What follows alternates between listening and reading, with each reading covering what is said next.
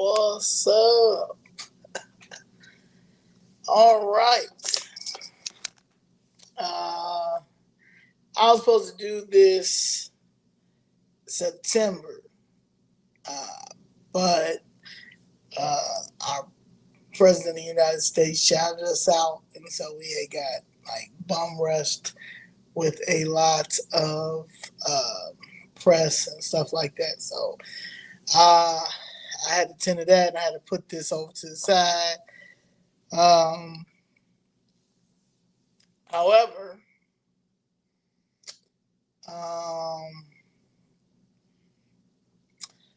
it's time to discuss it's time to discuss this. You understand? Because I need y'all to understand that it's a battle between the South Side. The South Side, because the South Side has Lake Michigan. It has really just the lake. If the West Side, they say that's pretty much done over there. But the South Side, they're battling to get the land, and it's really our own people. It's been like this for a long time. Everybody's in it.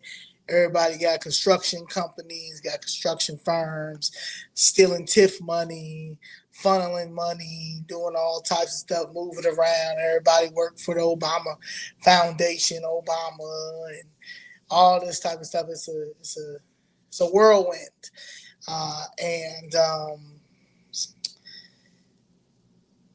it's just time to get into it. It's time to really talk about what is really going on. And one of the main reasons why is because, as you know, we just came back from the Black Caucus. And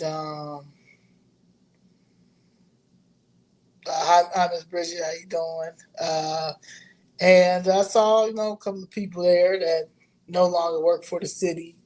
So I thought, but still works for the city. And honestly, is one of the main reasons why I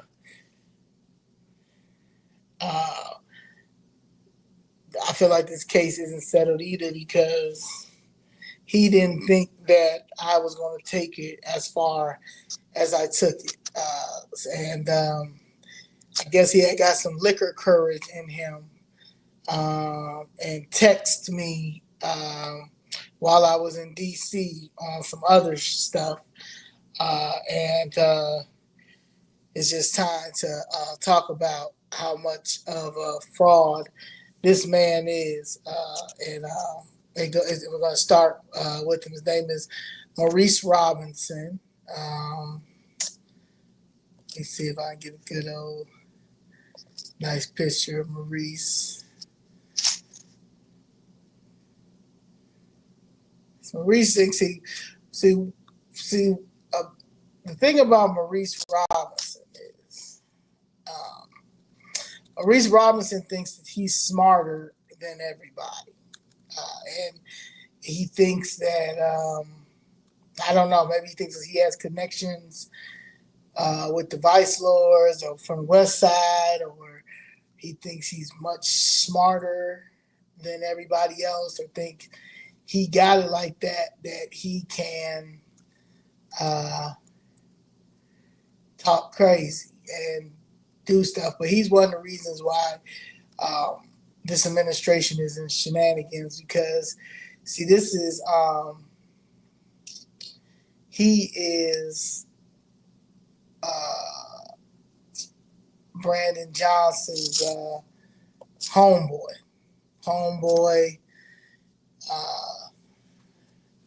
They do things. They heard his baby ain't his baby Brandon baby. So, they do some other things, other wild things. And at the end of the day, nobody really takes this man seriously as he thinks he wants to be taken seriously. So we're going to get into Maurice Roberson. Okay. And it'll all start making sense. So Maurice J. Roberson is known to be intergovernmental and infrastructure strategist. And he was a senior aide to Mayor Johnson when I first met him. That's what he was from May 2023 to May 2025. And then they hurried up and got him out of there. And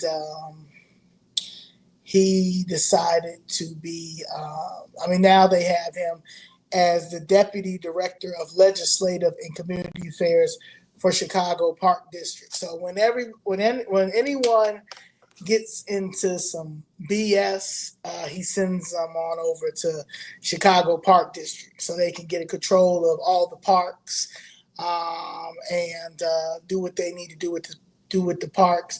He sent, as you know, Carlos Ramirez Rosa, who put his hands on immigrants and as part of the Hispanic KKK and started a lot of BS. He is head of Chicago Park District.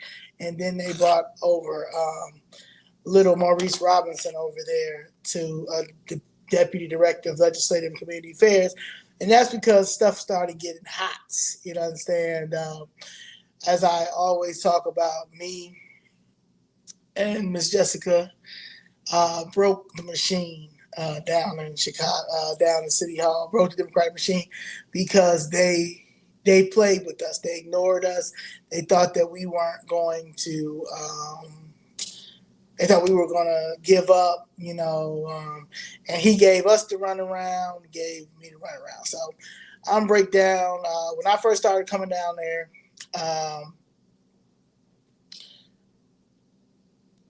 Brandon told this man to get a hold of me and Miss Jessica to figure out what was our issue. And when he called private. And when he called private, he asked what the situation was with my case, my situation. I explained everything to him, and he ended up saying, give me a few days. I'm gonna look into it or whatever. So he gets back to me in 2 days and tells me, oh, well, they knocked it down because of the building violations. Now, I told him that they were going to tell you that. I'm like, look, this is what they're saying. I'm letting you know it wasn't no court order, one, you can't do this. I'm like, stuff like that. But he gets back, he tells me that. I said, I told you you're going to say that. And I said, look, where the court order? I kept asking where the court. I said, all right, show me where the court order. And he snapped and hung up the phone. So that's when I knew something wrong with old boy.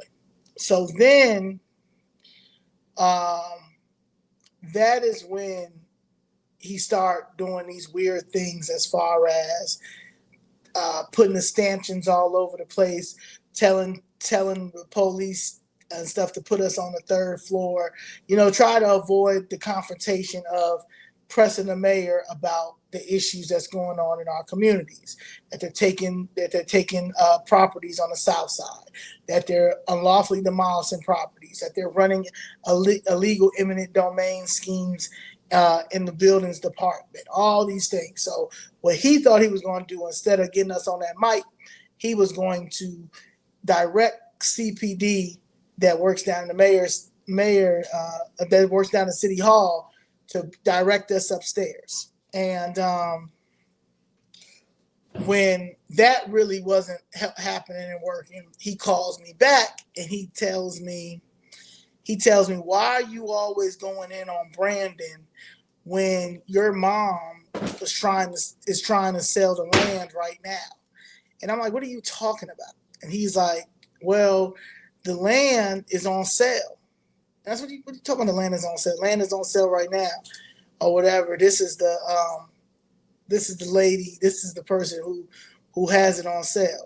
The real estate agent, and it was Dior Realty and Leigh by name of Wilma Sargent. So he gave me her information. So I called the lady, and she answered the phone, and I asked her why she has our land on for sale, and she says that somebody in the city told me to give your mother a call, and your mother said she wanted to put it on sale. I said, well, so I go to the living room, and I said, Ma, you called somebody named Wilma Sargent and said you wanted the land on for sale. And I was like, what are you talking about? So she was like, yeah, it was an email c.m.marsh@outlook.com. I said, my mother don't even have Outlook. I said, my mother got AOL. She been having AOL since I was a child. And so I'm 39 years old. She's holding AOL still alive. Okay. Her and about 17 other people. Okay. So I'm like, this it's not true. So she goes, well, why? I don't, you know what? That is true, because why would the city? What happened was the city called me, but that's true, because why would I put, because we don't have the deed. And if somebody did buy if somebody did buy it, we don't have the deed. Exactly. But the city told you to put that land on sale, because they got word my mother put the lawsuit back in. And this time I'm involved, because I want to explain this to you all.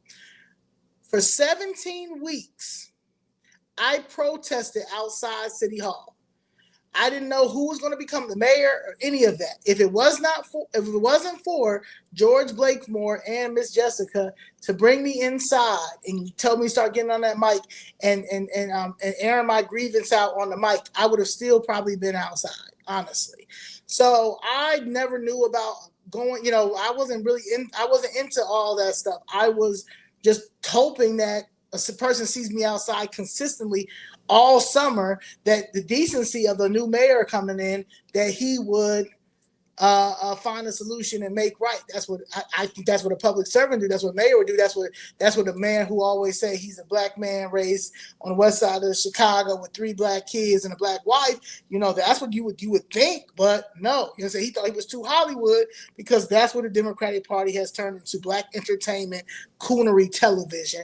And like Dick Gregory has always said, entertainers ain't nothing but pieces of shit. And he's absolutely right, because for us to have all of this entertainment, all of this culture, we can't help each other if we wanted to. And this is why Chicago Fits Red is what it is. And no one's going to control my narrative, control my group when it comes to independent thinking and what needs to be done for our community, for our children, for our families, and for our allies, and for anybody that understands that what the spiritual warfare that we're under. So, going back to this man right here. So after he comes and meets me to give me all of the paperwork to show me about building violations. So then I told him, I said, look, it could have been 45,000 building violations. You got to have a court order. I said, some of these building violations, these aren't even there anymore. It's 2006, 2005. I'm talking about 2025. Some of these stuff, they've been wanting this land. And I'm telling him, like, it's about the land. It's in a TIF zone. It's in a land. I'm like, you need to understand that. But their problem is they not thinking that I know what I'm talking about. But my mother has always talked about land, the TIF thing, tax increment financing. My godfather telling me, look, baby, they've been wanting this land. They're breaking it down, all this stuff. So he gives me the paperwork, all that stuff, cool, bada bing, bada boom. Then he tells me, hey, why are you always getting on the mayor? Why don't you talk about the alderman, where it happened at? And I said, you know what? You absolutely right. So that October City Hall meeting, that's when I went and aired out David Moore and told David Moore what I told, and it's all on, all that stuff. It went viral. You understand? And one of the main things I will always remember, I said to David Moore, to his face, this is black on black crime, because that's what we're witnessing with all of this. These people are trying to take our properties, our land, and it's black people. It's not, and they're working with the white developers, but it's all because of these black coons that are doing it, starting with this man right here. So let's get into who Maurice Roberson is. All right. So usually when somebody exits because he has a revolving door, Brandon Johnson, everybody knows that he can't keep nobody. When he left, though, It was no press release, no city council mention, no media coverage. It was a quiet farewell. Now, he's since took this off of his LinkedIn, but this is what he says. Though my time in this role is coming to a close, my commitment to the values that brought me to public service remains stronger than ever. I look forward to continuing to build a better, stronger, safer Chicago with the emoji wink. Okay? That last line is what? That's Brandon Johnson's slogan, right? And he left it with the wink. Before he left, because he was a senior aide, That's when he first got into office, he was a senior aide. But when that infrastructure money when that infrastructure money came in, he turned into an intergovernmental strategist. Okay, that was his new role before he quietly got up out of here, and now he's with the Park District. But during Maurice's tenure, the city moved $830 million in infrastructure bonds. Multiple contracts were shaped, sold, and passed through City Hall. Major developers and nonprofits, often connected to Johnson allies, were positioned for massive payouts. Right as invoices come due, he disappears. And he disappears because who's stopping all the federal funding? President Trump, right? So all this money that they were moving this money because they were going to, they had everything in place, okay? They were moving Walter Burnett, corrupt self, from vice mayor to over there to CEO at CHA, so they can start taking that land, because at the end of the day, this is what we're dealing with. We're dealing with a land grab, from these corrupt people with the help of the Obama. But we'll talk about that later. Where did Maurice go? Maurice secretly got up out of there, but where did he go? He went over to the Park District. Now he does legislating. They made a whole what was he again? He's a deputy director of legislative and community affairs. They've never had what Brandon Johnson does. I'm gonna tell you one thing about Brandon Johnson will come up. I don't know what marijuana that he smokes or what shrooms he be on, but he will create a job in a minute for somebody. So now we have he's the deputy director of legislative and community affairs for Chicago Park District. What legislative stuff do you need for the Park District? You know what I'm saying? They're going to figure it out. Scammers going to scam. Again, no audits. No watchdog media spoke about anything. No transparency. All this is orchestrated. All of this stuff is orchestrated.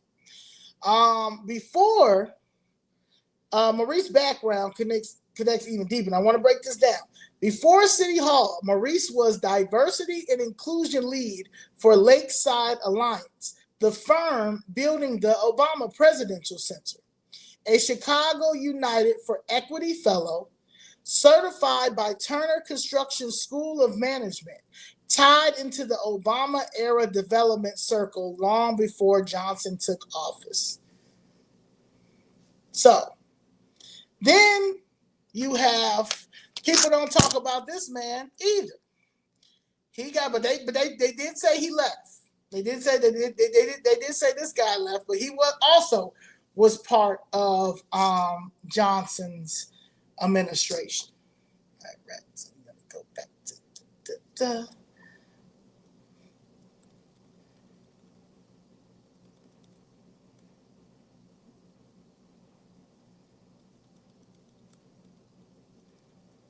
It's Rico time. I know that's right. Say it loud. Say it proud.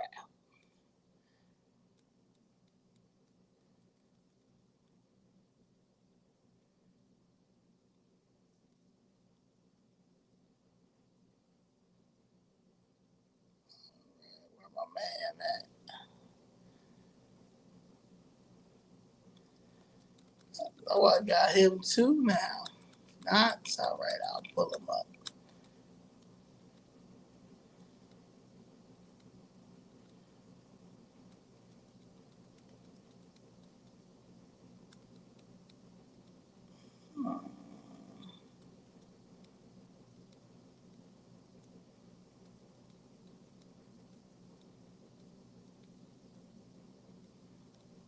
I got a whole bunch of that. Hold on. Let me get him up here.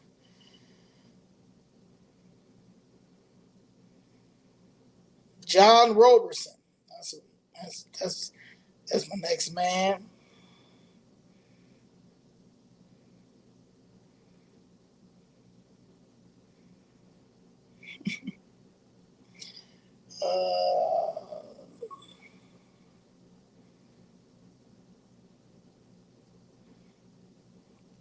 Resolving the revolving corrupts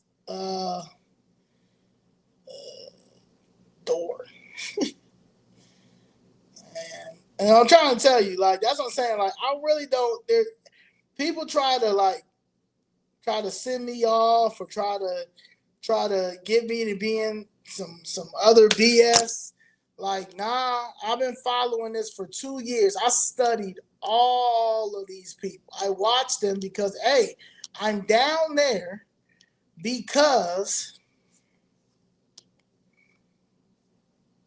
I'm trying to see if somebody gonna settle my mother case. That's it. So somebody settle my mother case, and you would think that a man who has the blackest administration that he loves to say, and that that he's helping with bringing in all this infrastructure and all these things that that he could have easily settled his case. You understand? But he can't settle his case because whoever the puppet master is telling him, "Oh, can't get involved in that now. Can't get involved in that. No. That land right there, we need. We try to wait till they die out. Land. This is what we can do." All right, let's get into it. John Roberson. This is John. You guys know who John is? All right, so this was John. So before John got up out of there,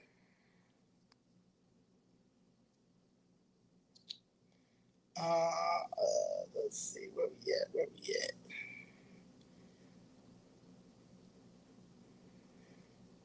Yeah, before John got up out of there, he was part of one of the black leaders in Mayor Brandon Johnson's cabinet. Let's get into him. All right.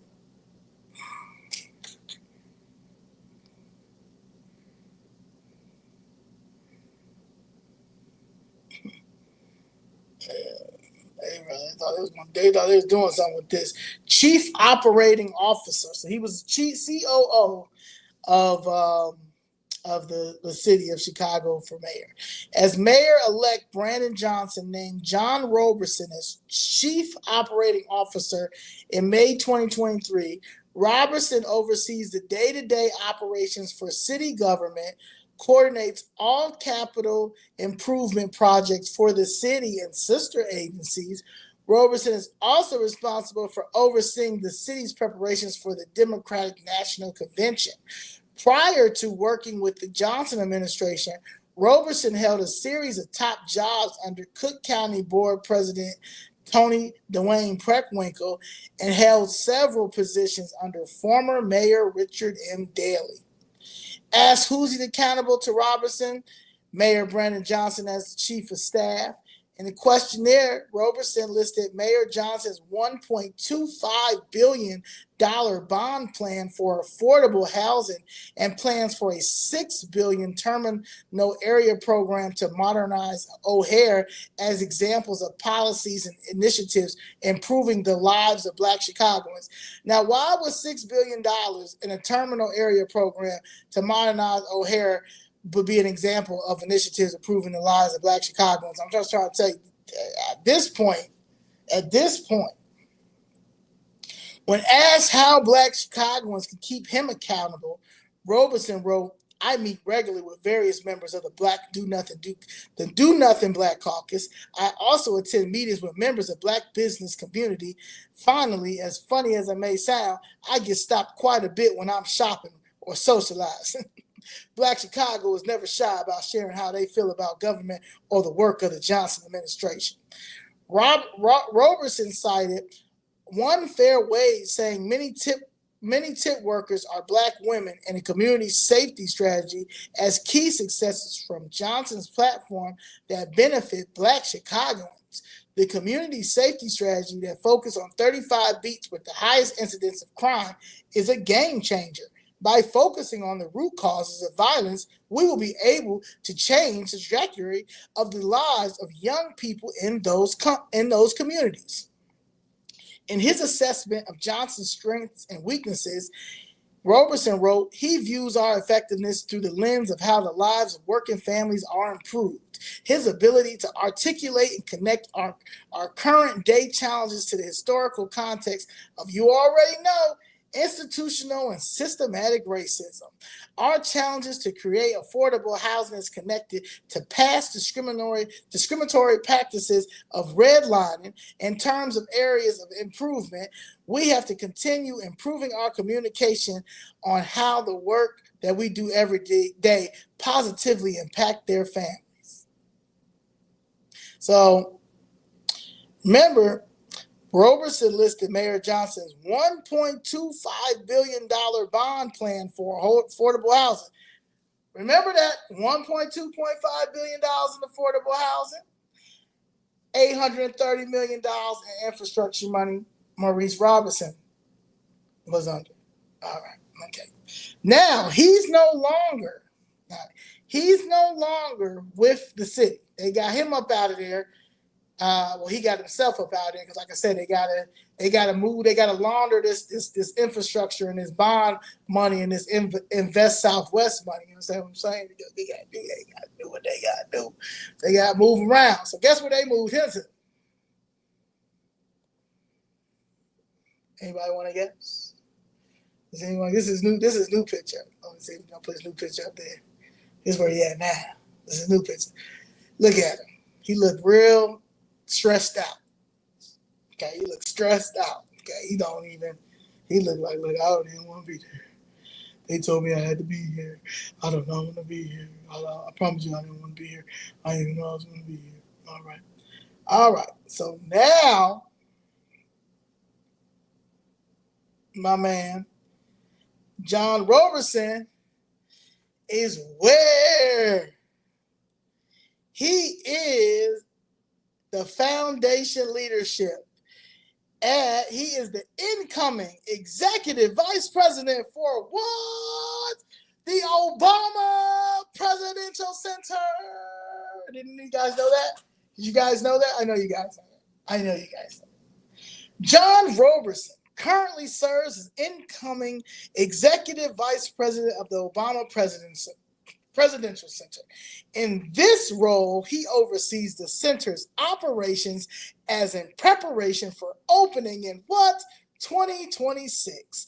Prior to joining the Obama Foundation, John was the chief operating officer for the city of Chicago, managing the day-to-day operations of the 37 city departments with a $16.2 billion budget. Johnson's extensive career spans both the public and private sectors. He has served as deputy chief of staff to Cook County Board President Tony Dwayne Preckwinkle, chief of staff to 17th Ward. Oh my God! Alderman David Moore. Alderman, oh my God. He's the chief of staff to 17th Ward, Alderman David Moore? Yes. Oh, okay, making sense. Managing principal at Electronic Knowledge Interchange and vice president for strategic partnerships at the Chicagoland Chamber of Commerce. In his time with the city of Chicago, under former mayor Richard M. Daley, John held several senior leadership positions, including commissioner of the Department of Aviation, commissioner, oh my God, Ron, commissioner of buildings. That's the part. They know what's up. Oh my God. So you know exactly why they knocked my building down. Oh my God. That's why you look like you're in a sunken place. They got you up out of there. Get it? Okay, guys, making sense. Oh my God. And guess what? And chief of development for not only, but the corrupt Chicago Housing Authority. He also serves as the first executive director of the Department of Construction and Permits. An Air Force veteran, John is actively engaged in community service, currently serving as chairman of the local school counts, the Lindblom Math and Science Academy on Chicago's South Side. He holds a degree from Roosevelt University and is a proud member of Omega Psi Phi Fraternity Incorporated. Johnson is the father of 3 children, John, Jasmine, and Joelle. Oh, God.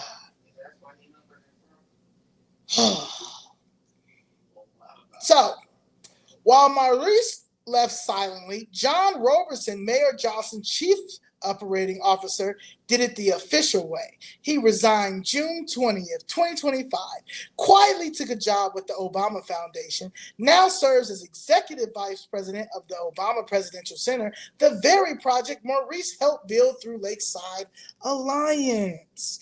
Translation: 2 of Brandon Johnson's top lieutenants are now tied to the same development circle. That's not random. That's infrastructure laundering. Are you guys following me? I hope so. So let's talk patterns. 2 seniors insiders leave within weeks of each other. Maurice Roberson left quietly about 3 months ago. And since then, there's been zero public information on where he landed next, but I found it. He's over there with the Park District. I just told y'all they just made him a new. They created a job for him over there. Everybody can go over there. You can go over there. You can go over there. Everybody can go over there. Okay. That silence is alarming, especially given his central role in shaping and overseeing $830 million in Chicago's infrastructure bond funding. This isn't just a quiet exit, it's a classic political move, stepping away without fanfare to avoid scrutiny while possibly positioning behind the scenes for what's next. What makes this even more suspicious is that Maurice is still listed as a senior aide to Mayor Brandon Johnson on the exhibitor list for Build Chicago, scheduled for October 29th and 30th, 2025. That listing highlights his work history, including his start as an advisory board member for the RED-I Arts and Education Foundation, engaging in community conversations and programming for under-resourced neighborhoods, his campaign experience at federal, state, and municipal levels, his role with the American Federation of Teachers, serving as diversity and inclusion lead for Lakeside Alliance, the construction firm building the Obama Presidential Center, his recognition as a 2019 Chicago United for Equity Fellow, certification as a construction manager from the Turner School of Construction Management, and media coverage ranging from local outlets like WBEZ and ABC. Despite this prominent profile, in early June 2025, Maurice simply posted a farewell at LinkedIn. No press conference, no city hall announcement, no media follow-up. Just a calm sign-off that read, I told you what it read. $1 billion in public infrastructure money and a wink and joy. So he has $1 billion in public infrastructure money that he's trying to figure out how to launder the money, you know what I'm saying? And a wink. And then we have my man, John Roberson, here, who also left June 20th. He took his senior leadership role with the Obama Foundation. All right. Now, why does all of this matter? Well, it matters because both men held key operational roles in Mayor Johnson's administration during a critical period of infrastructure spending. Both moved quietly into positions connected to the Obama Presidential Center, because the Park District 2 is a part of the Obama Presidential Center. All right. A multi-billion-dollar project often criticized for its lack of genuine community investment, despite its progressive branding. Maurice,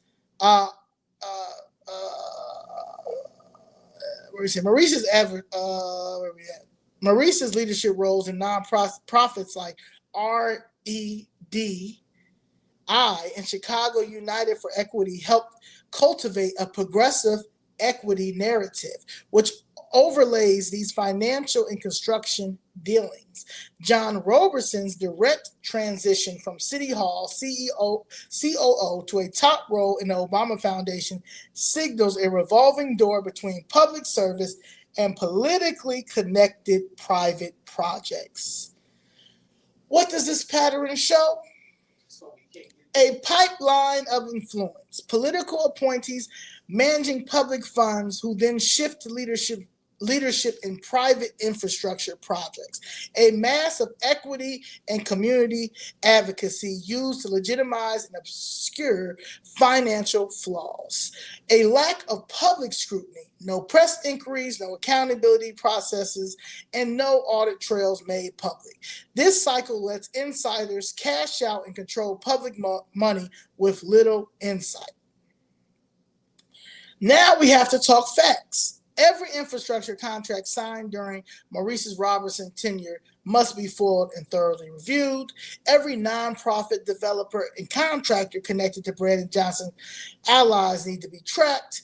Every media outlet that failed to cover these exits or investigate their implications owes the public an explanation, but fake news wouldn't do that because they're getting paid. Because what we've seen is not transparency, it's a quiet, calculated handoff of billions in public money to a political insider network. Please look at that. Please. Now, what about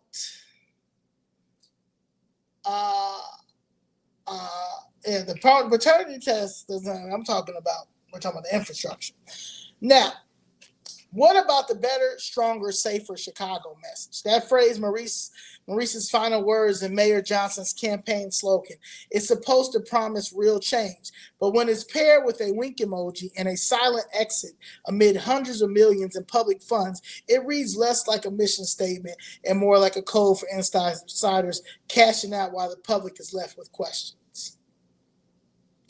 The bigger picture, Mayor Brandon Johnson didn't build a new system. He just rebranded the same old Chicago machine with familiar faces playing new roles using progressive language as a cover, while big business covers to cash in behind closed doors. This is Chicago's old corruption dressed up in new clothes, and if we want real change, we have to demand accountability and transparency.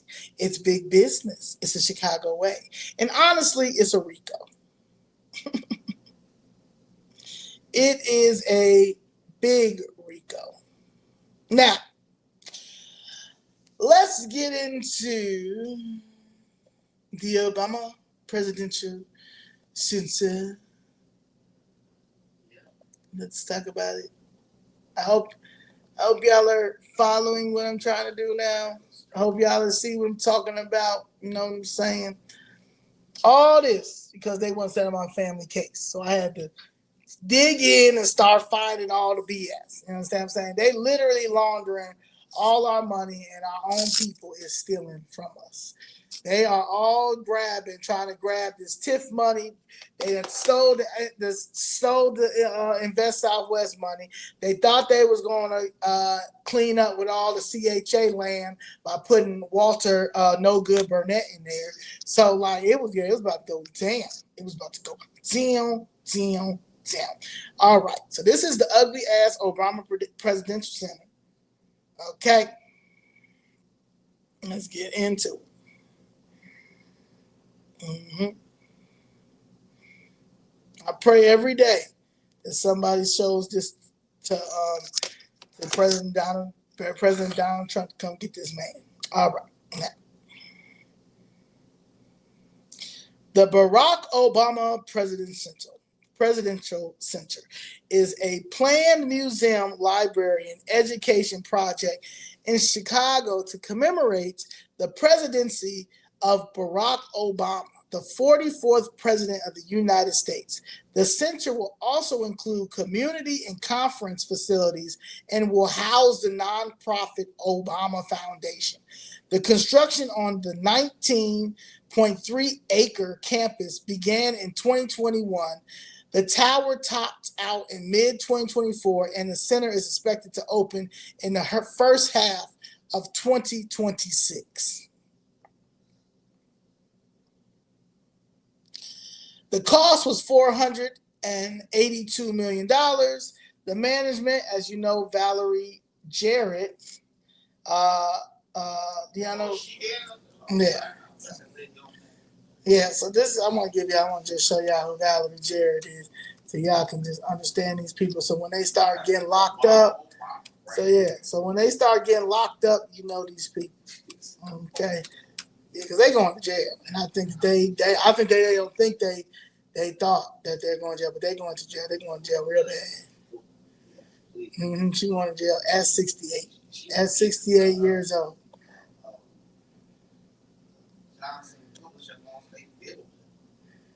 My mom says she the reason why Johnson Public, that's why Johnson Publishing on Michigan Avenue lost their building. It doesn't matter.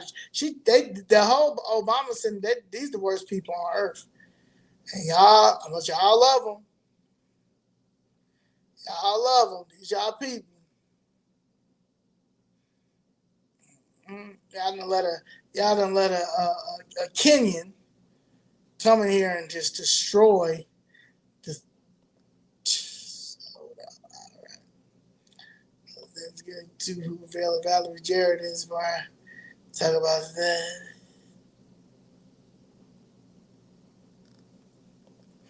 This is Valerie Jarrett. Just be married to that Roberson. Right, Miss Diane, right there. Right there. Tell them, I can't believe these idiots actually gave up all that park land. So you understand how he's pushing all these people to the park. Okay, Miss Diane. And yes, Miss Doris. Why can't they focus on single family homes? I'm tired of these low income poverty. Man, yep. But yeah,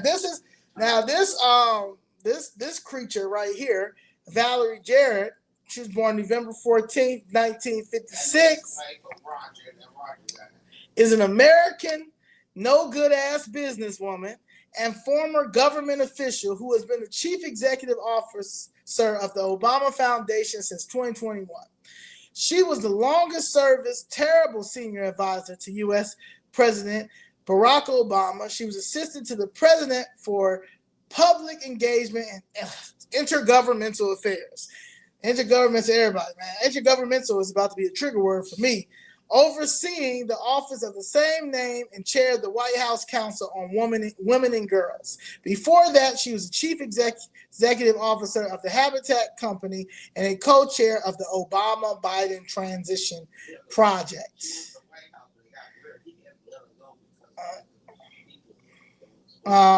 She was married to William Jarrett and divorced in 1998. She's part of the No Good Democratic Party. And her education is Stanford University and the University of Michigan. She has her law degree. They all have a law degree and absolutely terrible. Okay, so she oversees this, and then Kenvy Phillips. She also does. Let me get this. I want y'all to know all these people. Okay. So when they start talking about white supremacy, y'all see all these is niggas. Okay. I want to break this down. So this is the other lady right here.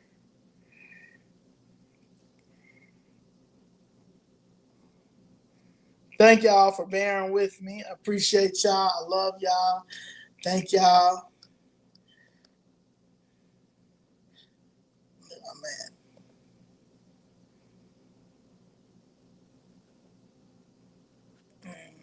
Right. So this also, so she also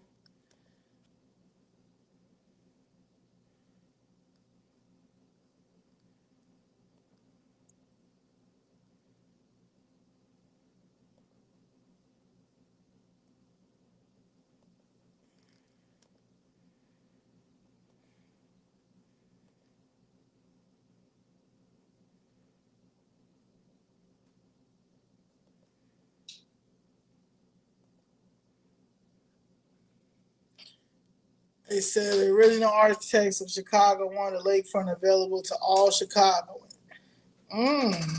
That sounds about right, but you already know how these people are.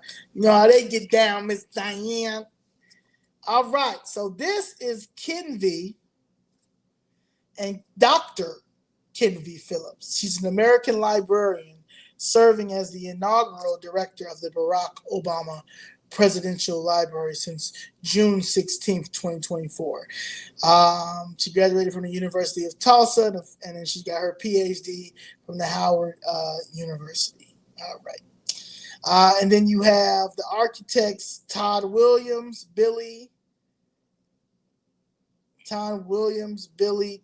Thiessen Architects. They're out of New York.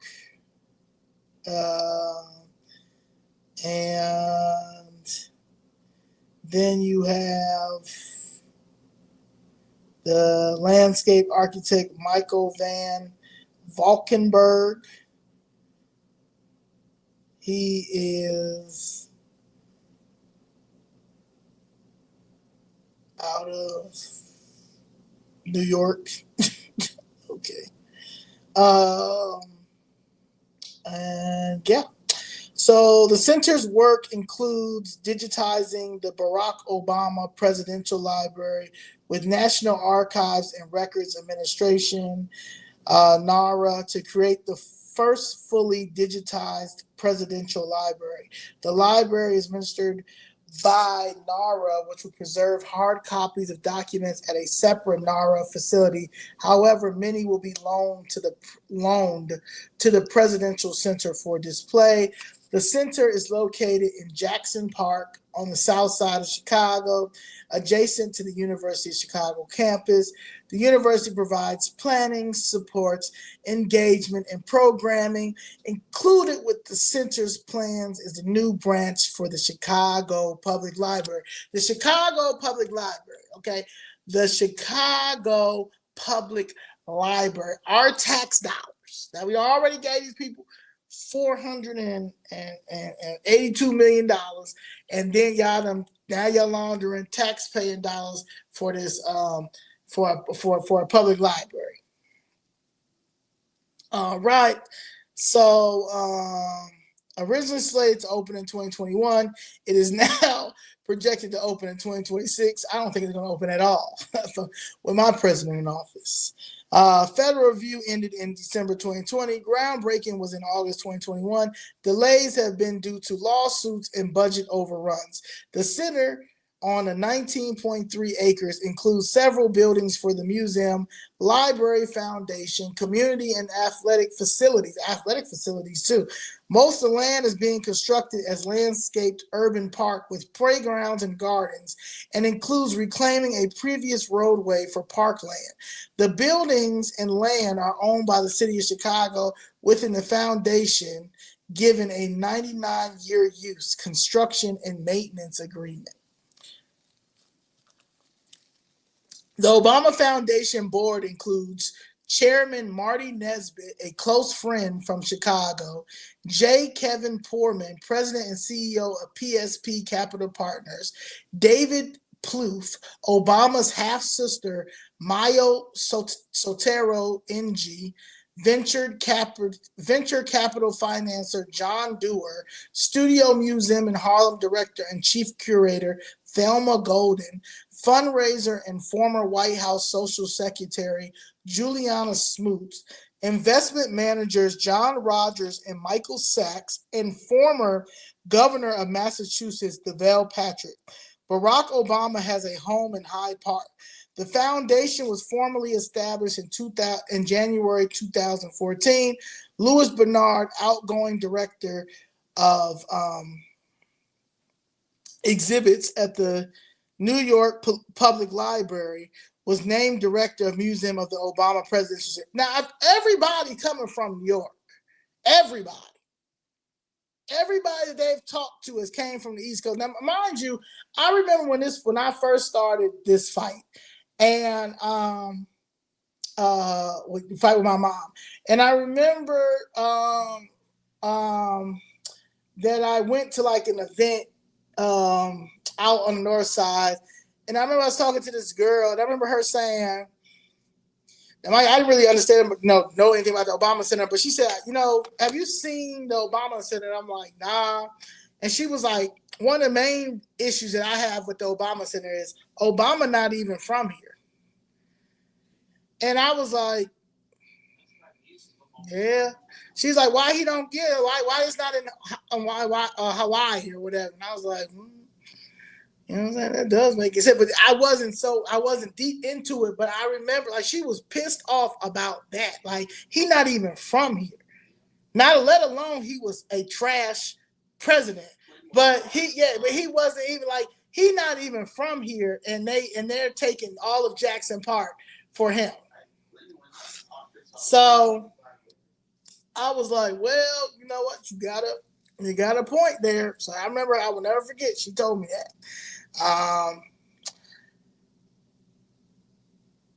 So Michael Strawmanis became the vice president of civic engagement for the foundation in 2016.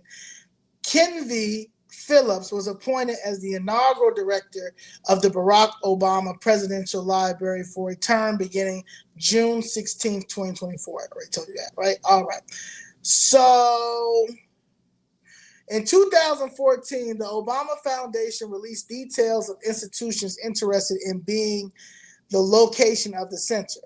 The foundation received bids from 4 institutions: Columbia University, New York City, University of Chicago, Chicago, University of Illinois, Chicago, and University of Hawaii, Honolulu, where they should have took it. And May 15th, the foundation's board announced it had decided to build the center and no longer partnered with what? No good University of Chicago. Obama taught constitutional law. He taught constitutional law at the Chicago Law School from 1992 to 2004. And he is breaking all constitutional laws. After the foundation's board has selected to build the center in partnership with the University of Chicago, they began deciding between 2 possible locations: Washington Park and Jackson Park. And where they put it? Jackson Park. In 2018, the Obama Foundation released purposed bid by the University of Chicago and the 3 other universities. 2014 bid revealed that the University of Chicago included various plans such as combining the golf courses at South Shore and Jackson Park into a single world-class facility, and the closing of Cornell Drive and other streets in the vicinity of Jackson Park in order to improve the connecting green space for museums located in the nearby known museum campus. I tell you, these people is terrible.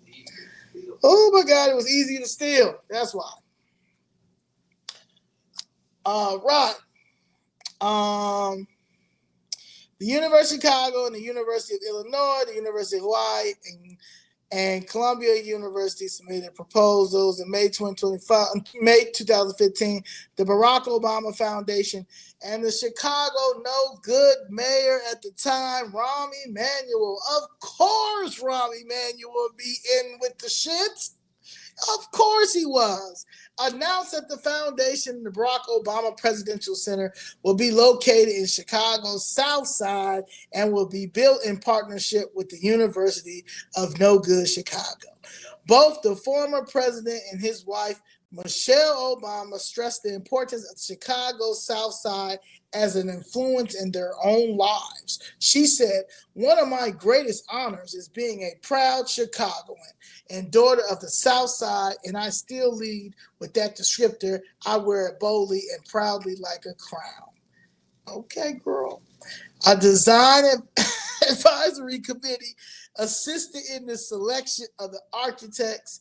Members of the committee included sculptor Don Gummer, the husband of actress Meryl Streep, Ed Schlossberg of ESI Design, husband of Caroline Kennedy, and the former U.S. ambassador to Japan, Fred Eichner, a Chicago radio station owner and Democratic financier, and Digest magazine editor Margaret Russell. All of the elites of the Democrats of the doo-doo of the boo-boo. 7 architecture firms were announced as finalists in December 2015 from an initial list of 140 applicants. John Ronan Architects, Ajay Associates, Diller, Scofidio, Renzo Piano Building Workshop, Shop Architects, Shaheda, and Todd Williams, Billy Tilson Architects. And that's who got it, Todd Williams. All right. So let's get into this good stuff right here. So the site of the center, Jackson Park, lies at the intersection of 3 neighborhoods, the historically affluent, racially integrated, pushing Black people out every day by the day, Hyde Park, and the more economically depressed majority Black American Woodlawn and South Shore. Despite Obama's longtime residence and association with Hyde Park, the center's construction in Jackson Park has elicited widespread concerns about gentrification and the displacement of longtime South Side residents, especially Black seniors and Black residents. A separate series of controversies have revolved around the center's appropriation of public parkland. Community, so the CBA, let's get into the CBA real quick because they hurried up. I had did something on the CBA about a week ago because they were having an event last Saturday that Miss Jackson did go to. Now I'll give you that tea. But the Obama Library Southside Community Benefits Agreement Coalition, a coalition of 19 community and activist groups, were seeking community benefits agreement to require that the Obama Foundation, in partnership with the City of Chicago, set aside jobs for residents and local communities, protect low-income housing and homeowners, support and create Black businesses, and strengthen neighborhood schools. Some residents had concerns about rising property taxes and rents that could displace many of the low-income Black residents. Recent rent increases for residents living directly across from the site escalated concerns of displacement of residents, particularly those who have fixed incomes and have drawn protests against local aldermen who are in opposition of community benefits. As of 2018, Obama and the Obama Foundation had refused to consider a community benefits agreement. Yah King, the foundation, had announced plans for community hiring and economic impact assessment estimates that about 28% of the 4,945 short-term construction jobs will go to Southside residents, with the remainder of the rest of Cook County. About 2,175 of the 2,536 long-term jobs will go to Southside residents, with the remainder to residents and rest of Cook County. It is estimated that the long-term jobs will bring in about $104 million in annual income to Cook County residents, about $41,000 per job. In July 2019, local alderman Jeanette Taylor and then Leslie Harrison, now Yancey took her place, introduced an ordinance aimed at protecting affordable housing near the development. The ordinance will require 30% of new units built in a 2-mile radius of the development to be affordable and offer right of first refusal for nearby tenants, among other benefits. The ordinance earned support from nearly 30 aldermen, Chicago City Council. In January 2020, Mayor Lightfoot administration announced it would support a scaled-back version of the CBA ordinance, but Taylor reiterated support for the original ordinance. July 2020, the Lightfoot administration and Alderman Taylor agreed on a compromise ordinance that went further than the administration's earlier proposal. The compromise ordinance will require that 30% of units on 52 city-owned lots in Woodlawn, 30% y'all, be reserved for residents making between 30% and 50% of the area median income, and that any building refinanced through the preservation of existing affordable rental program must reserve 10% of units for those making less than 30% of the AMI and 10% for those making less than 50% of the AMI.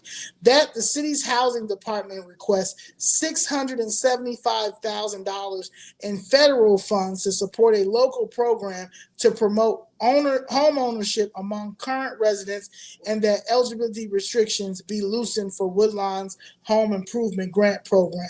The compromise was reached after negotiations between the administration, Alderman Taylor and Harris and the CBA coalition and other community groups. Taylor called the compromise order a step in the right direction, and along with the members of the CBA coalition, called for further action. The public land, nonprofit group Friends of the Park opposes the land of parkland. Opposes the land of parkland and that threatened to lawsuit to block development.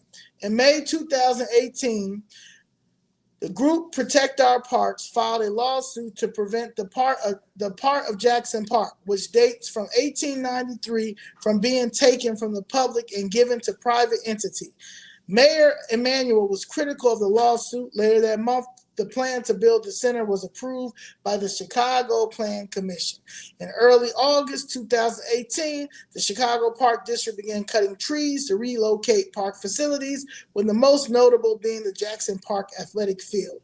On September 17, 2018, the Chicago Park District suspended its construction related to the center following meetings with the National Park Service and the Federal Highway Administration. On September 18, 2018, it was announced that the center will be owned by the city of Chicago once completed, and that the Obama Foundation will not receive the tax-based operating or capital support, nor the leases with the 11 other museums in the city park obtain. Chicago Mayor and former Obama White House Chief of Staff Rahm Emanuel submitted 2 ordinances to the Chicago City Council on September 20. The first would grant the Obama Foundation a 99-year lease on the Jackson Park site for $10, with various restrictions on the foundation's use, in return for the foundation's financial responsibility for maintaining and operating the city-owned project. The second allows the city to plow under Cornell Drive from 59th Street to Hayes Drive in order to reconfigure this area as green space. The Chicago Department of Planning and Development ordinance amended a 2015 agreement with the Park District concerning the Obama Presidential Center. Under the new ordinance, the Presidential Center will comply with the Museums Act's free admission days requirement. Parking fees for the center will also be regulated so they are consistent with the rates charged at the Museum of Science and Industry or the North Garage adjacent to the Field Museum. First of all, why would anybody be charging why would the Obama Presidential Center be charging any type of fee if the Chicago Public Library is going to be inside the museum? That's our tax dollar. This is what I'm talking about. The ordinance will also ensure that these parking fees may solely be used to finance the center's operation, maintenance, management, and endowment funding. On October 31st, 2018, the Chicago City Council unanimously approved the new proposals for the Obama Presidential Center. Mayor Emanuel afterward read a letter of thanks written by former President Obama. So he could write something for this, President Obama. But when it came to them CBA and displacing them seniors and stuff, he like, nah. On October 24th, 2018, U.S. District Judge John Robert Blakely, this is the same judge that just sentenced Mike Madigan, held a status conference in a lawsuit filed by the group Protect Our Parks to prevent construction in Jackson Park. Blakely indicated that both sides want a quick resolution and the court will not delay the lawsuit. The city informed the court that they intend to seek a motion to dismiss after action by the city council. Discovery continued during the next few months. On November 23rd, 2018, a motion was filed by the city of Chicago to dismiss the Protect Our Park lawsuit. This request was denied on February 19, 2019 by Judge Blakely, allowing the lawsuit to proceed. On June 11, 2019, Judge Blakely ruled on the parties' cross motions for summary judgment and granted judgment in favor of the city and against Protect Our Parks, dismissing the lawsuit to block construction of the Obama Presidential Center in Jackson Park. This case was appealed to the U.S. Supreme Court in 2021, which denied the request injunction against the city. So, yes. Now, let me get back to this funding over here.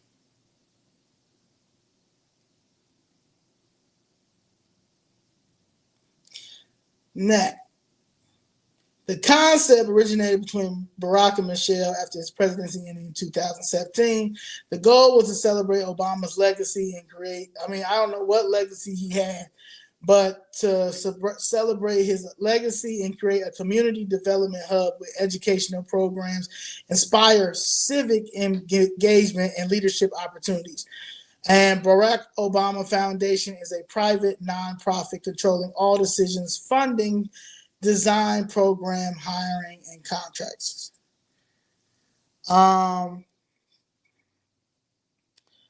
Private donations, billions from donors worldwide, public infrastructure and city improvements, street parking, transit, some federal grants for public spaces. Taxpayer money is being used to support infrastructure around a privately controlled campus. Promises of community benefits have been criticized. Local residents have argued that promised jobs, programs, and investments haven't fully materialized. And Jackson Park land use, parkland was altered to allow construction, and some people argue that this violates public trust. Now,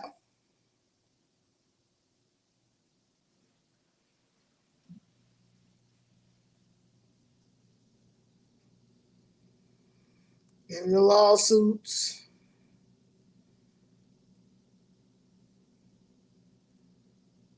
I'm getting to these up.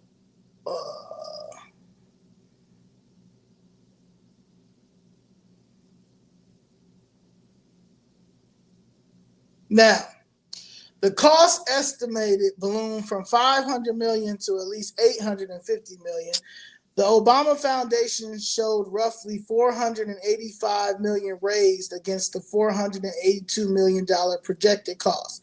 But those funds weren't dedicated in escrow and lacked proper audits, meaning no guaranteed public protection. An endowment claimed to be fully funded for $470 million was actually minimally capitalized, raising questions about financial responsibility and faith in public commitments. A subcontractor, 2-in-1, filed a $40 million racial discrimination lawsuit against the engineering firm Thornton Tomasetti, alleging excessive inspections that led to financial burdens. This adds to a dimension of labor and racial issues in the project supply chain. Activist groups, like I said, they demanded CBA to protect rent and create jobs, but of course, the Obama Foundation wasn't on that. Also, with the unions, the Obama Presidential Center had faced delays, protests, and insider disputes on hiring practices and pay scales.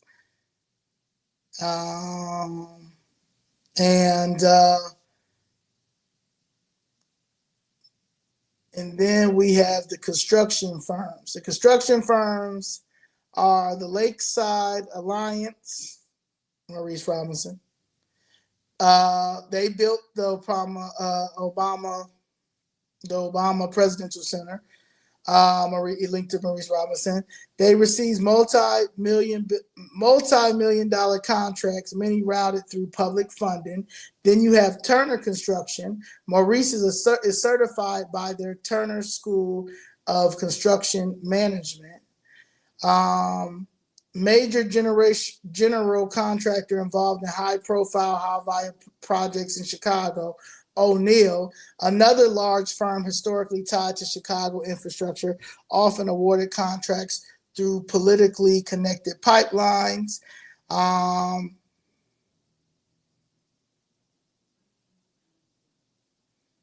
So they were all connected. So I would say, like I said, they were all connected to each other. Now, what came out, the Turner Construction, a national mega firm, so this is the big one. They were founded in 1902, now one of the largest construction companies in the U.S. Deep Chicago legacy, major projects like Soldier Field renovations, O'Hare expansions, and McCormick Place, all public contracts. They are the lead partner in the Lakeside Alliance, acting as the heavyweight control alongside minority-owned joint venture partners. Turner brings the money, project management, and political leverage. In 2020, two Turner executives and two from Bloomberg pleaded guilty to a $15 million bribery and bid rigging scheme involving fake cost inflation, falsified woman business enterprise credentials, and bribe disguised as sandwiches.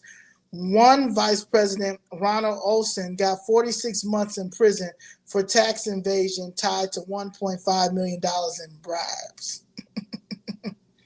Then we have the W.E. O'Neill Construction, the local veteran. They were founded in 1925 in Chicago, now a prominent city general contractor with a century-long legacy. Portfolio includes iconic Chicago buildings, Lincoln Park Zoo, Primate House, Lane Tech High School, Crown Fountain, Block 37, London House Hotel, and University of Chicago's Eckerd Research Center. They are part of their role in the Obama presidential piece of crap. They're part of the Concrete Collective with 2 in 1 in Trice, handling essential structural concrete for the center. They had the $40 million racial discrimination lawsuit that was filed by 2 in 1, accusing structural engineer Thornton Tomasity of imposing unfair shifting standards, unfairly burdening the minority-led partner, not O'Neill or Trice. On a separate national project with University of California, the Carpenters Union alleged W.E. O'Neill tried to hide safety failures that caused workers electrocutions and traffic facade work despite risks. All right. Oh yeah, I already talked about Valerie Jarrett. We already did that. That's how I started that. All right.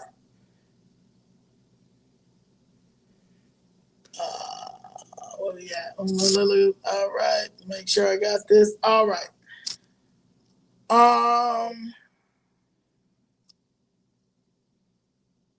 So then we want to talk about. Let me put my man on here. Put this ugly thing on here because I want people to understand how messed up this is. All right.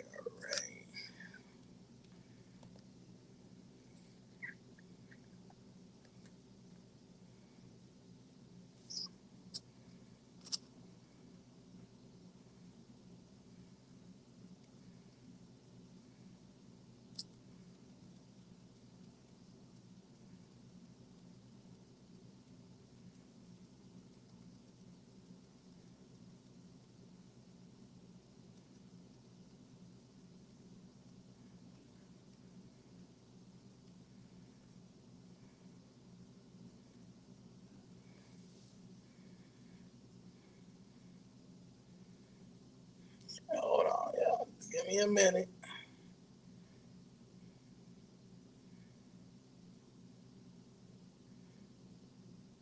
This is y'all king.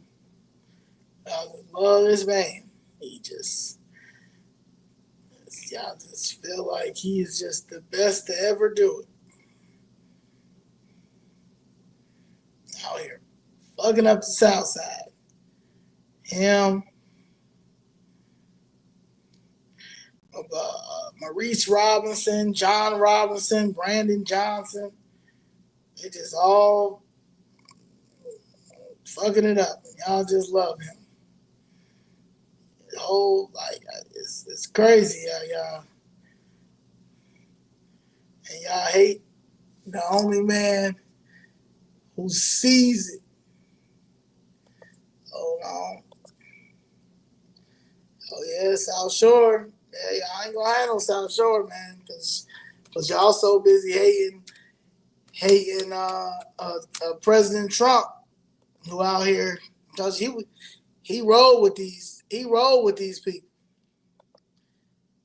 That's why they hate him. They hate him because he rolled with these people. And he was like, nah, I can't do this no more. I think it's about to sell the whole country to anybody. I don't care about none about these people. And y'all got these people hoodwinked. Y'all got these people thinking that y'all care. I don't care about anybody. I don't care about anybody. They came in here and you guys are just giving it to him because y'all feel like he was the first black president.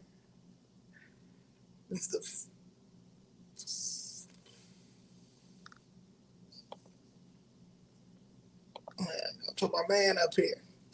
All right.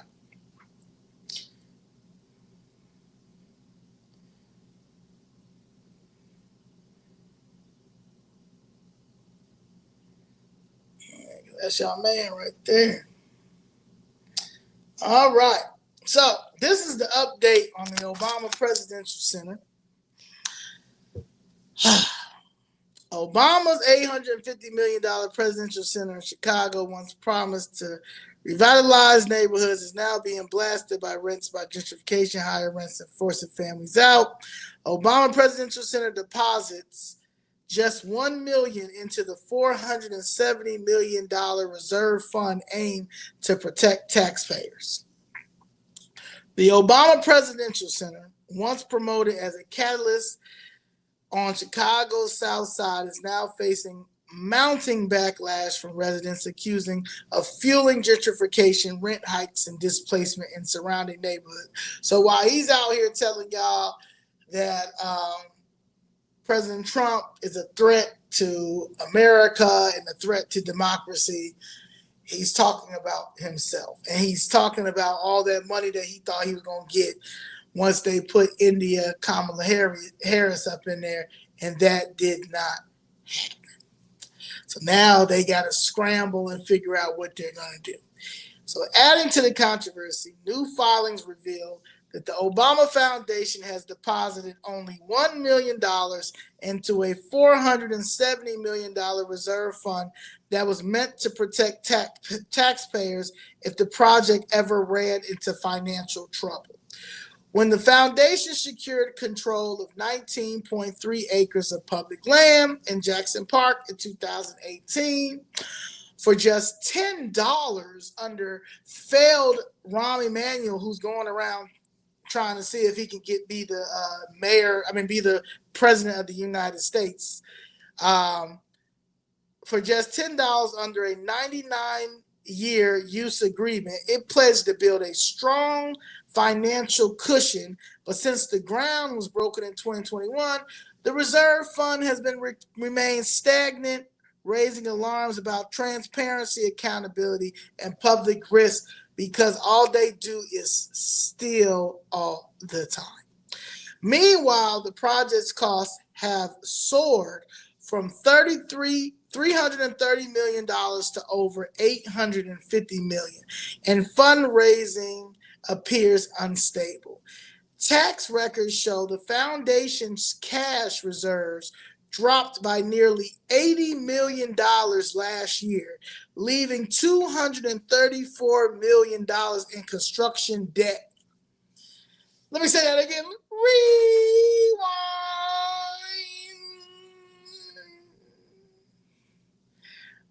Meanwhile, the project's costs have soared from $330 million to over $850 million, and fundraising appears unstable. Tax records show the foundation's cash reserves dropped by nearly $80 million last year, leaving $234 million in construction debt. Much of the reported funding relies on the future pledges, some of which are conditional and may never materialize. People warn this could leave Chicago taxpayers footing the bill if the Obama Center falters. Let me say that again. People have warned this could leave Chicago taxpayers footing the bill if Obama Center falters. Y'all king. This who y'all king. Y'all love, y'all praise this man.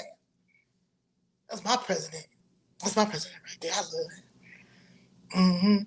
That man right there, this Kenyan. This doo-doo of the boo-boo of the doo-doo. All right. They put $1 million into a $400 million endowment.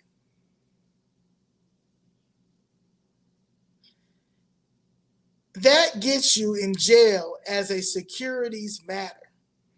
Let me say that again. They put $1 million into a $400 million endowment. That gets you in jail as securities matter, said Richard Epstein, the University of Chicago law professor and advisor to Protect Our Parks, a group that sued to stop the project. An endowment means you have the money in hand, but they don't. This is public accounting.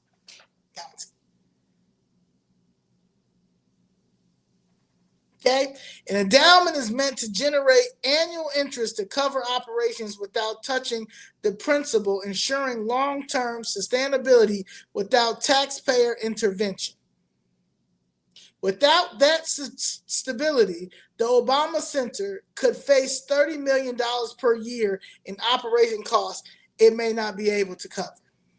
Despite these concerns, the city officials have declared the foundation compliant with the city officials now. You know who the city officials are.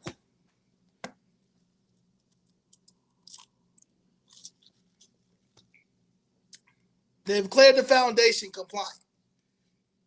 The city of Chicago, with its agreement, even though the endowment remains nearly empty. Republican leaders and watchdogs have blasted the deal as another example of insiders' favoritism in Illinois politics.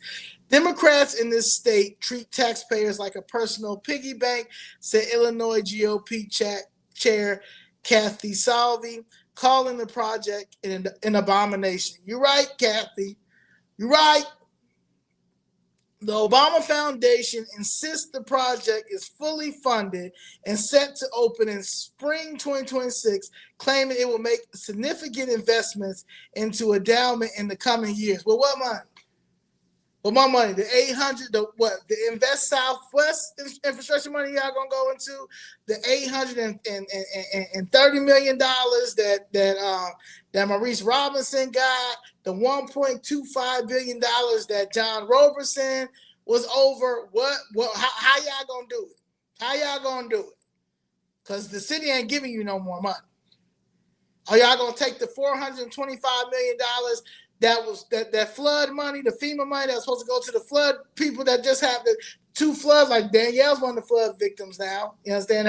Her basement was flooded. You know, she's a trainer, so she has equipment and stuff. Her and her husband. So my thing is, and they haven't even came out. FEMA hasn't even came out to assess anything. City hasn't even came out to assess anything like that. But y'all just got $425 million in flood money. So are y'all going to use that money to launder into this endowment? What y'all going to do? Because y'all not going to get no money from the president of the United States of America. So what y'all going to do? Y'all can't white supremacy y'all endowment money. Y'all can't do that. You understand? So what y'all gonna say? What are y'all gonna do? Y'all spending all the other money y'all spending on paid protests every week, so and every other day. So what y'all gonna do? What are y'all gonna do?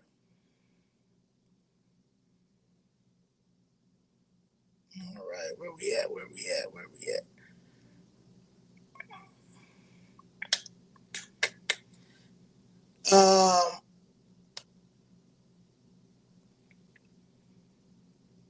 But Charity Watch, a nonprofit watchdog, noted that the foundation only technically complied because the agreement never specified a required dollar amount, a loophole that critics say exposes Chicagoans to enormous risks. Epstein argues the foundation's failure to fund its own endowment undermines the public benefit test used to justify the city's handover of public parkland, valued at nearly $200 million to a private entity. That's why they had to go ahead and do musical corrupt shuffle chairs and moved Maurice Roberson over as over to the park district and gave him a new what was it, legislator. He's a legislative of the park district and community. He's a director of legislative and community affairs for the park district, because they got to figure out how they gonna launder this money into this endowment, because they got to get it done, right? They got to get it done. He originally raised the issue under the public trust, which prevents cities from giving away public land without a clear and enforceable benefit to residents. In 2019, U.S. District John Robert Blakely, an Obama appointee, dismissed that challenge, ruling that the center qualified as a public use and that courts should defer to the city's judgment. The Seventh Circuit Court of Appeals upheld that ruling in 2020. Now, with the endowment largely unfunded and the community facing displacement, critics say those rulings may have ignored the long-term harm to taxpayers and residents. Epstein argues the outcome proves his original point, that the project never met the true standard of public benefit required under the law. He also warned that the project's use agreement label, adopted after a similar deal for filmmaker George Lucas's museum was struck down in court, was a legal maneuver to avoid public trust oversight. You can't escape government accountability by changing the name on the deal, Epstein said. You're absolutely right, Mr. Epstein. However, this is the city of Chicago. They don't understand what accountability is and government accountability. City of Chicago do what they want to do. Okay? So far, the city and state leaders, including Mayor No Good Brandon Johnson, terrible government J.B. Pritzker, and the Democratic Party of Illinois, have remained silent, of course. Why? Because 2 days ago, where were they at? Over there digging up dirt for the quantum that they're about to start talking about, because that right there, we got to hurry up and stop too, President Trump, because that's why they're trying to displace everybody on 79th, because it's about to go down over there too. All right. Now, after I talked about the CBA BS. They were having a meeting last week, last September 27th. Ms. Jackson went, but I talked about it because I feel like the CBA thing is a whole racket, and it is. But on the city council meeting that we had, there was a city council meeting that was last Thursday. They hurried up and put it out there. You understand? Like they feel like they said they gotta win. Right. So this was it. Right. So they put it out there. It's on Block Club Chicago. It says Obama sitter. So they had to hurry up and put this in hurry up and pass it because everybody talking about this endowment, how the Obama Center ain't got no money, and it's midterms coming up, and these black no good aldermen know that they done sold out our community, know that they were going to continue to do it, but but now everything, all funding and stop, all federal funding and stop.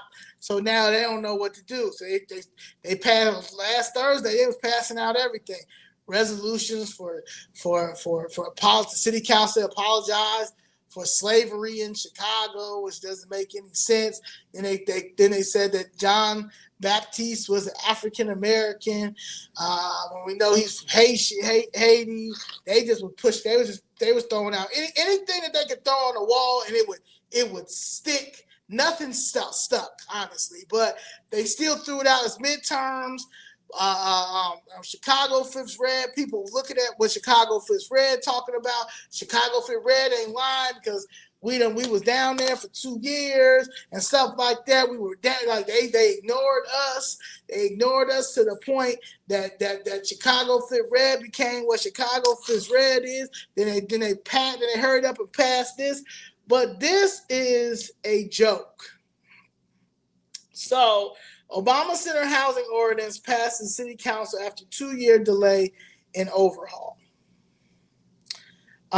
City council this week passed a slate of affordable housing protections for the South Side, completing swift turn of events after initial draft of the ordinance stagnant for nearly 2 years. The Jackson Park Housing Pilot Ordinance, a proposal to fund home ownership programs and reserve city-owned land for income-based housing, was introduced by Alderman Desmond Yancey, 5th Ward, to the council Wednesday.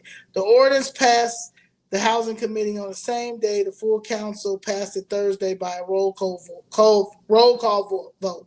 The legislation is an overhaul of the proposed South Shore House President Ordinance, which was introduced in October 2023 and lingered in committee without support from Yancey's fellow South Shore alderperson Greg Mitchell and Michelle Harris. Of course, well, Michelle Harris is trying to steal all the land and stuff she can get because the quantum is coming over to her area, so she ain't with trying to save nobody house. And they say Greg Mitchell, he out here buying up shit too. So this is just like I say, it's every man for theyself out here for South Shore, man, and the South Side. Backers made significant changes to the original proposal. Yancey said the new ordinance reflects its predecessor's broad goals of increasing affordable housing stock and a housing stock near the future Obama Presidential Center though many details were changed. The approved Jackson Park ordinance focused on a pilot area bounded by 60th Street, King Drive, South Chicago Avenue, 71st Street, and DeSable Lakeshore Drive, which includes nearly all of Woodlawn and parts of South Shore and Greater Grand Crossing. The original proposal would have covered all of South Shore.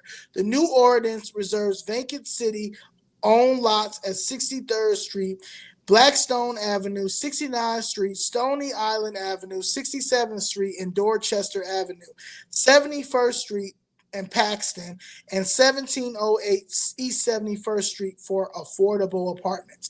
At least 75% of the units in these developments will be affordable to residents making up to 60% of the area median income of $71,940 for a four-person household. The ordinance also reserves 25 vacant city-owned lots for the development of for-sale homes under the City Lots for Work and Family program, allocates up to $3 million to fix up abandoned residential buildings and to for-sale homes affordable to households making up to 120% of the area median income.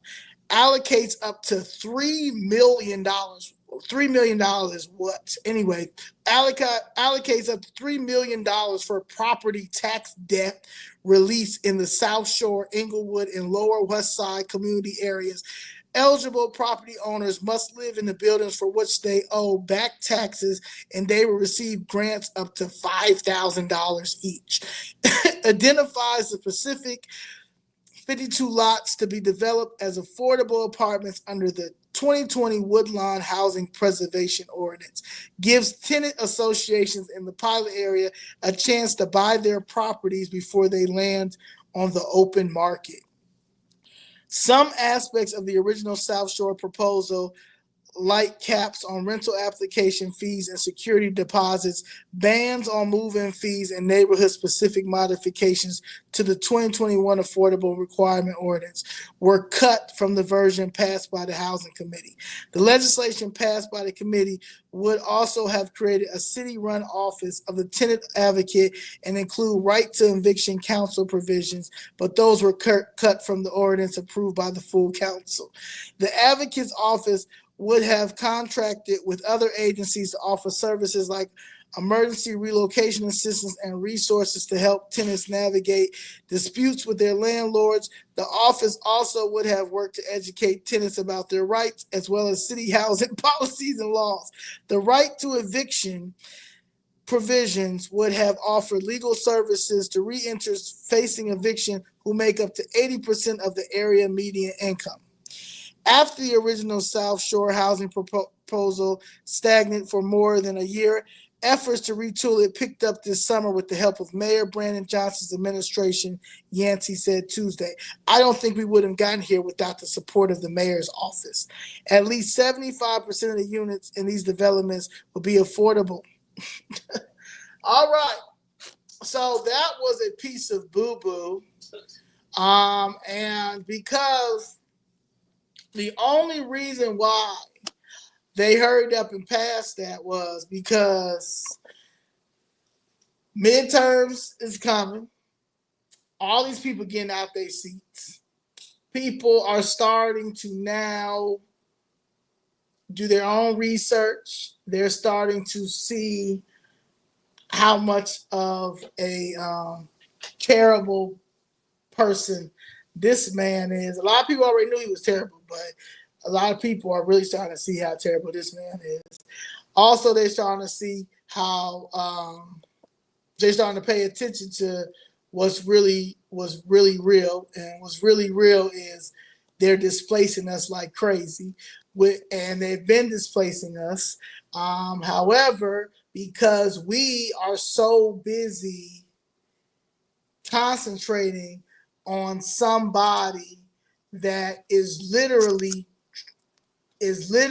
trying. I mean, we all we got at this point. And as much as y'all hate President Trump, and as much as y'all keep saying this man is racist and he's this, he's that, these people right here in here are the reason why this Obama Center ain't got no money. Okay, and what they were going to do was they're trying to launder money into any way they can. Now, and thank you, Secretary Scott Turner, and thank you to the one of the commissioners over there at CHA that wrote a letter to the federal HUD about the conflict of interest when it comes to Walter No Good Burnett, because that was it. Like if he would have got in there, they would have got a hold of this CHA land. Another person I need y'all to pay attention to because she is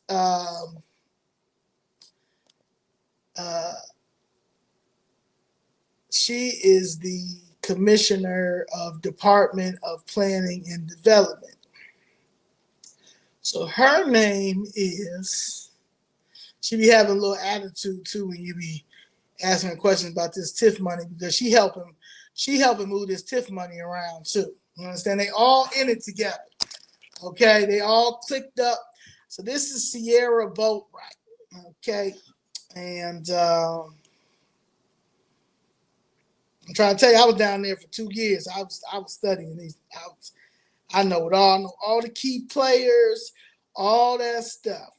All right, so let's get into it because you know she's part of his Blackest administration too. You understand? They all took their pictures. She fine too. No. All right, now. She had a little attitude when she go down there. When you ask any questions about TIF money or talk about how they stealing our properties and stuff, she start rolling her eyes and stuff because she's like, I know we are. I mean, but come on, you coming down here talking about it all the time. Yeah, it's a problem. And you in on it too. And I hate that you're in on it because that's not cool. Y'all all in on it. Like y'all all, like I'm trying to tell y'all going to jail.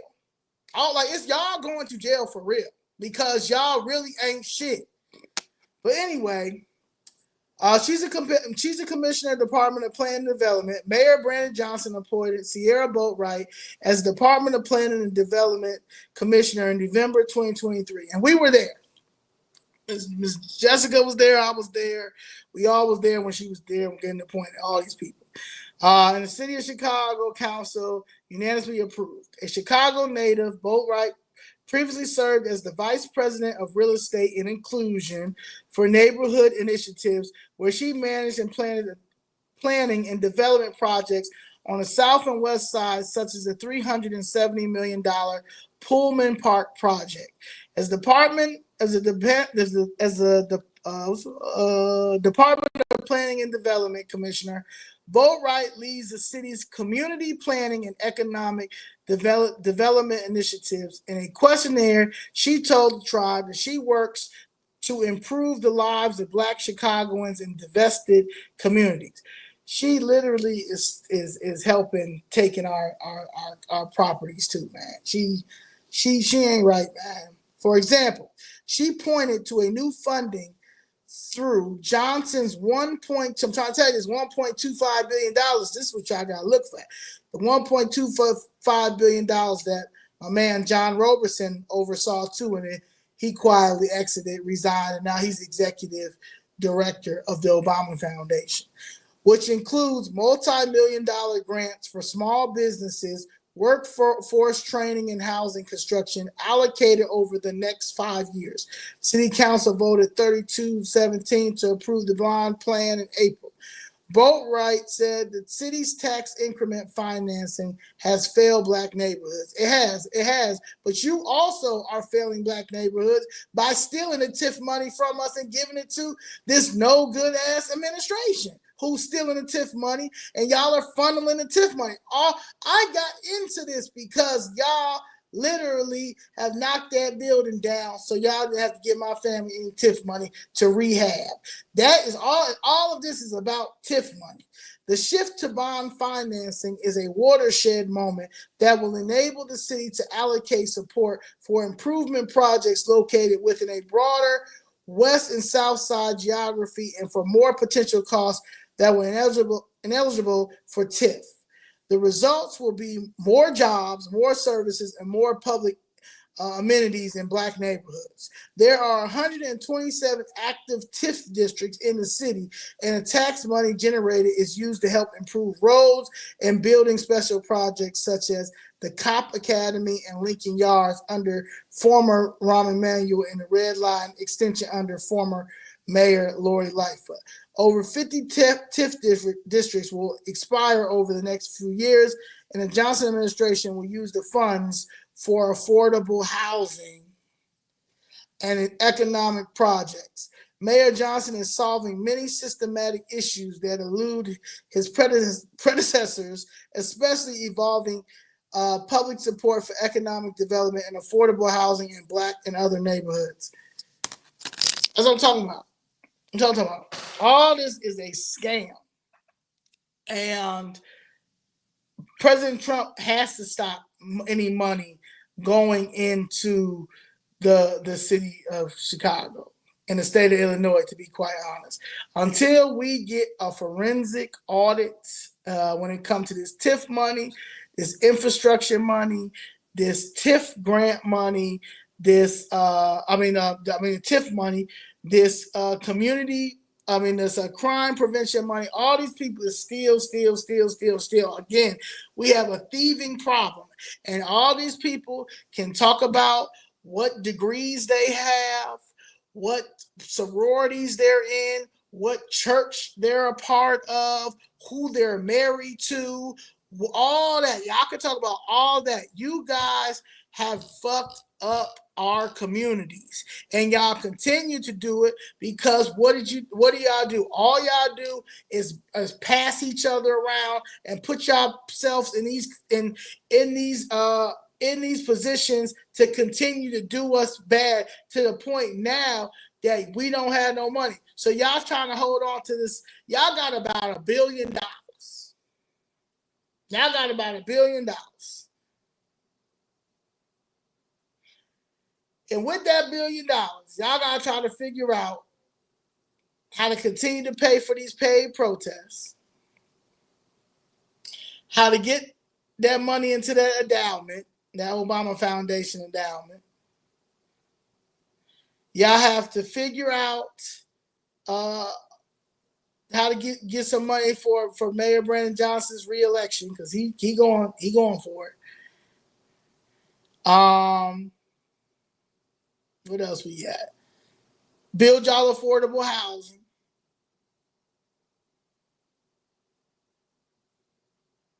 And stop crime. Because y'all not getting no more money from my president. Y'all won't settle my family's case when you got all of the everything in there that shows the RICO. And the reason why because I had forgot about doing this, but the reason why I did this is because after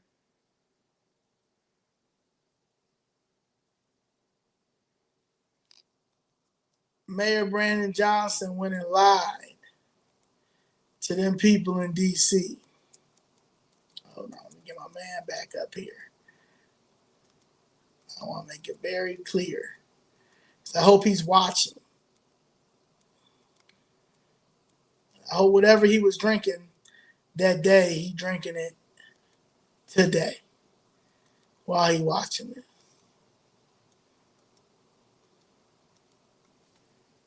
This man right here, Mr. Maurice Roberson.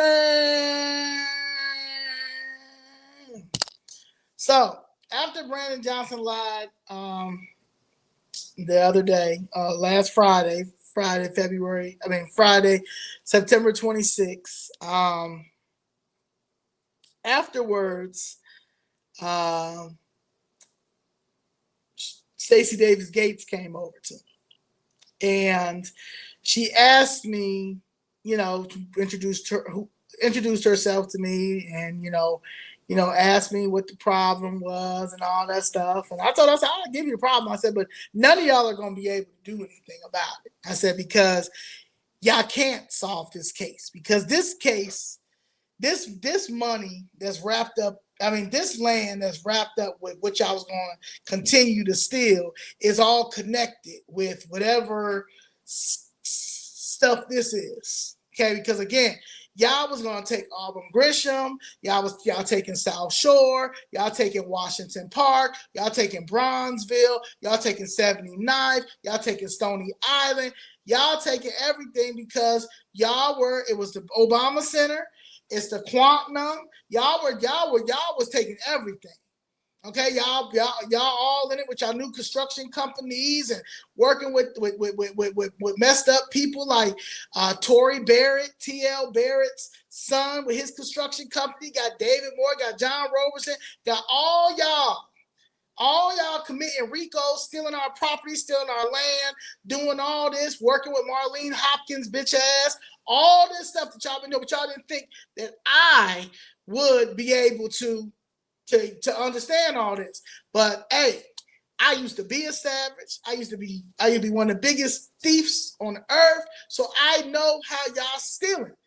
And when you know when a person how they stealing stuff like that, you can catch anything. Because all y'all all big thieves. Y'all been stealing y'all been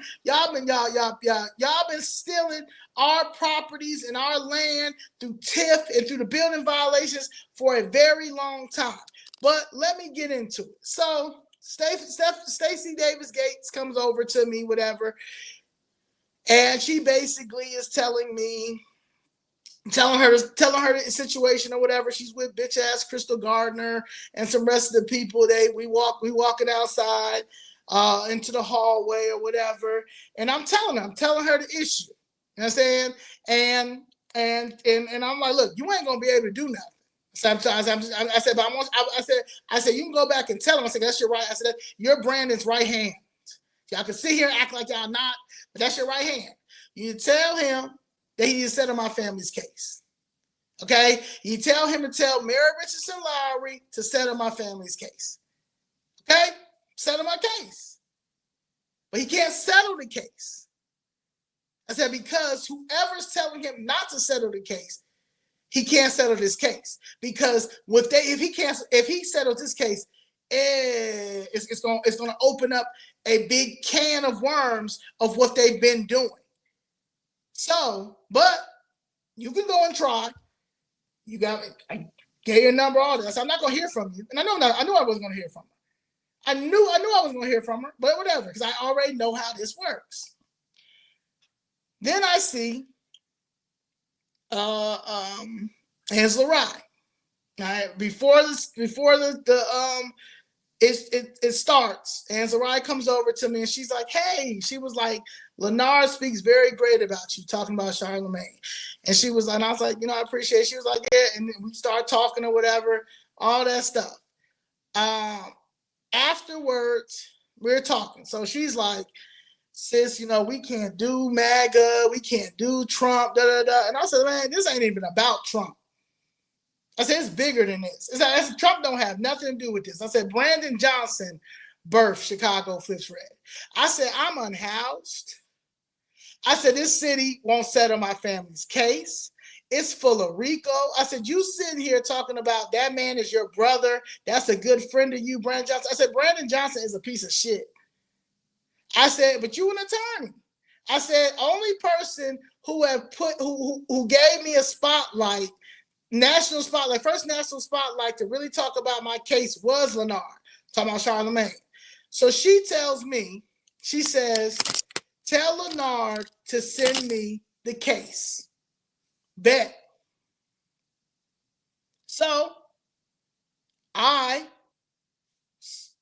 get the case, send it to, I tell Charlemagne.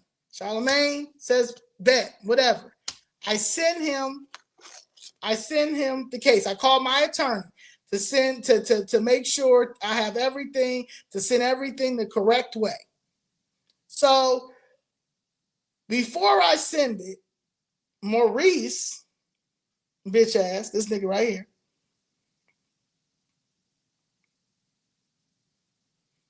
sends me a text message.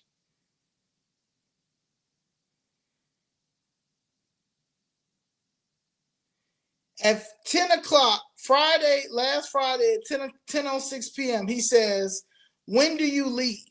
So at first, I was going to tell him or whatever, and Danny like, hell no.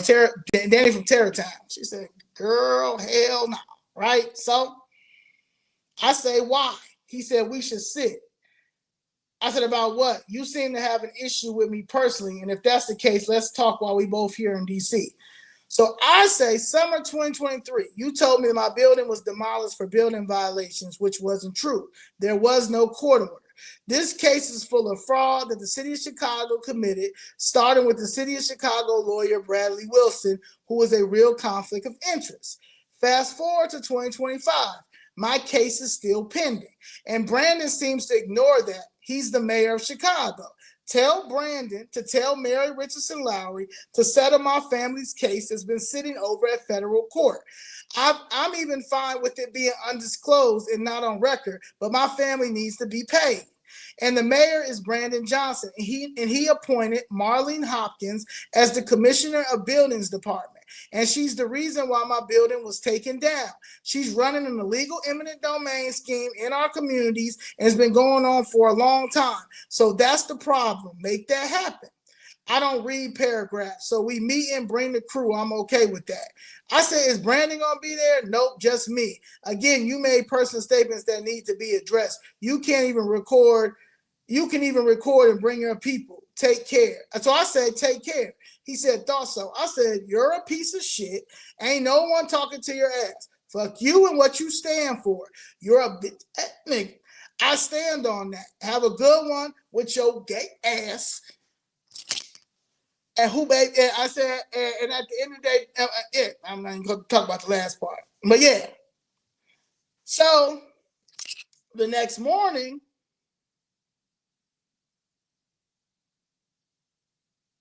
Charlemagne hit me and says, peace. Make sure you send a lawsuit so I can get it in front of the mayor.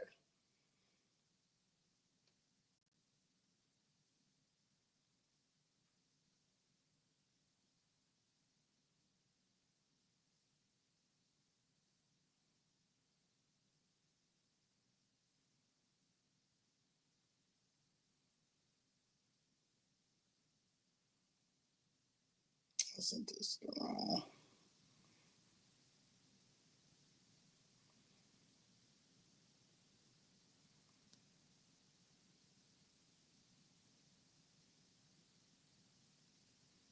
I don't know why that. But anyway, I got sent to Coralie, who was this trial thing. But anyway, I said, all right, let me make sure I got it because I sent it to the.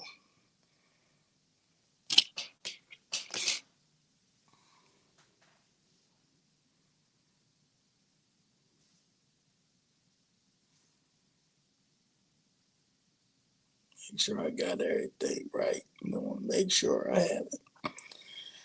I said, hey, Leonard.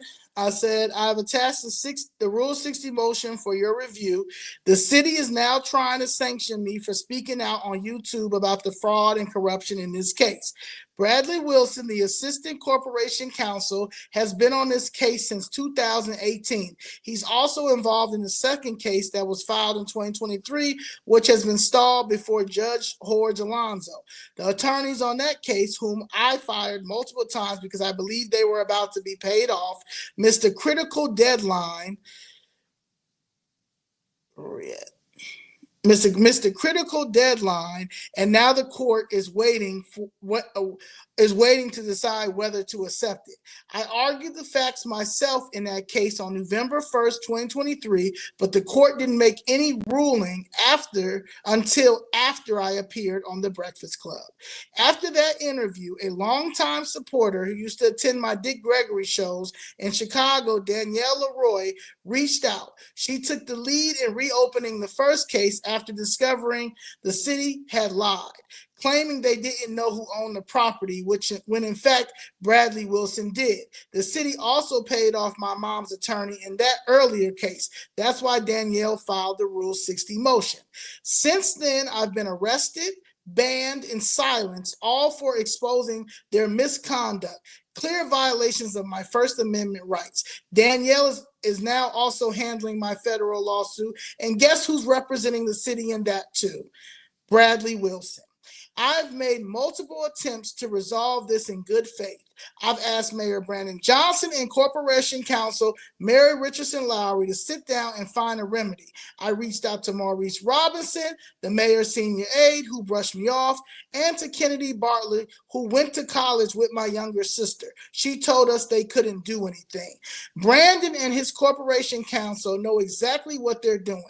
Building Commissioner Marlene Hopkins has been unlawfully demolishing homes and buildings in our communities with no court orders, and I've been calling it out.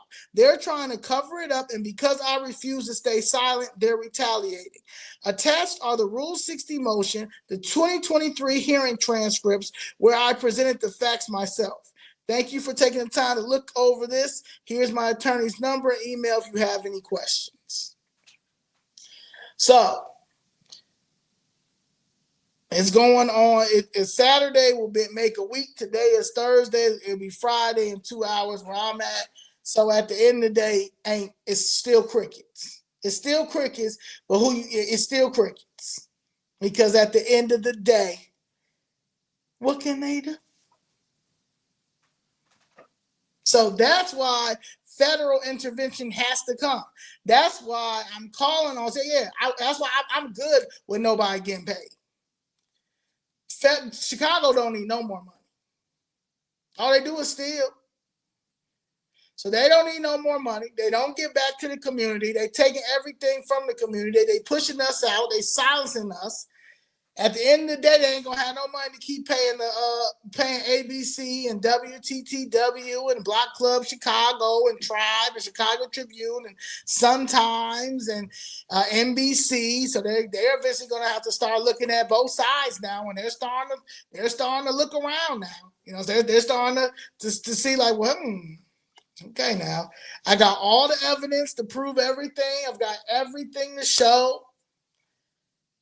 My lawyer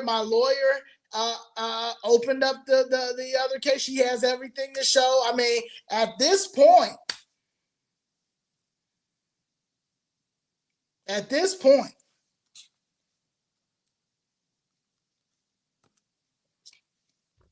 they moved this man has from the senior aide to intergovernmental and affairs and head of infrastructure to now the park district,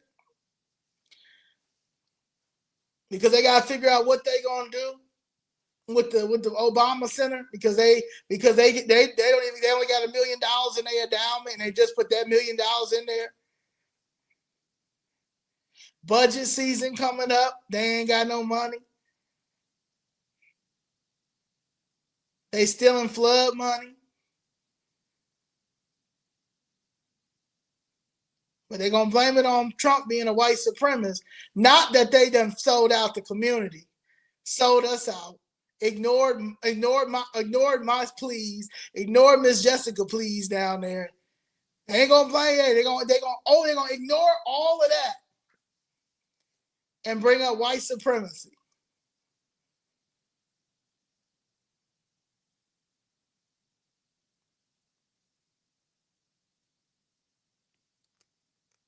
These are the people running the city of Chicago, with whoever is pulling their strings, and at this point, it got to be Obama.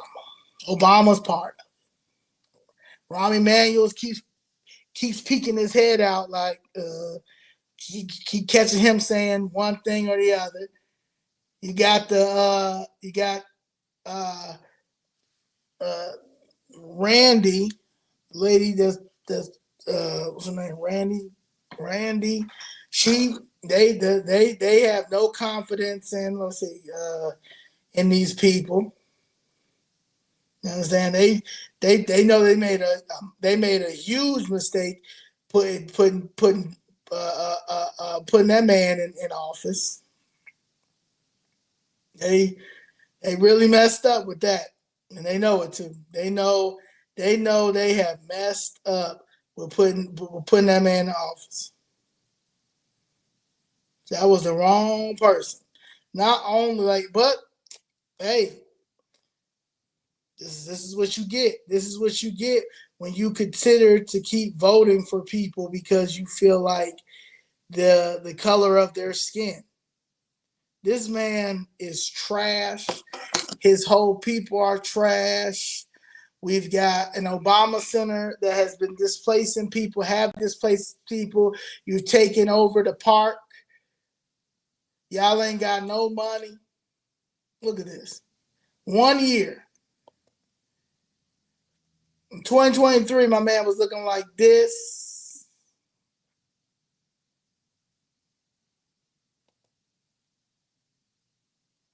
The first guy in there, right? Looking like this. Now,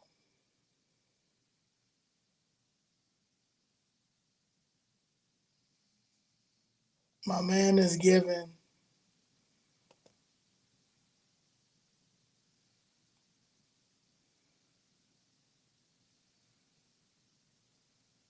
hold on. My man giving. My man is giving. I know I'm going to jail. I'm probably going to start snitching because I've been in this for a long time. I've been in this game. I've been in this corrupt game for a long time. I didn't even know you was chief of staff to slow David Moore. I mean, if you did that right there, that's crazy. Oh no, I don't think they want me to show his other picture no more. I think they like, my man is giving. He giving. Try to give you what he giving, man. Let's see if they can let me do it this time.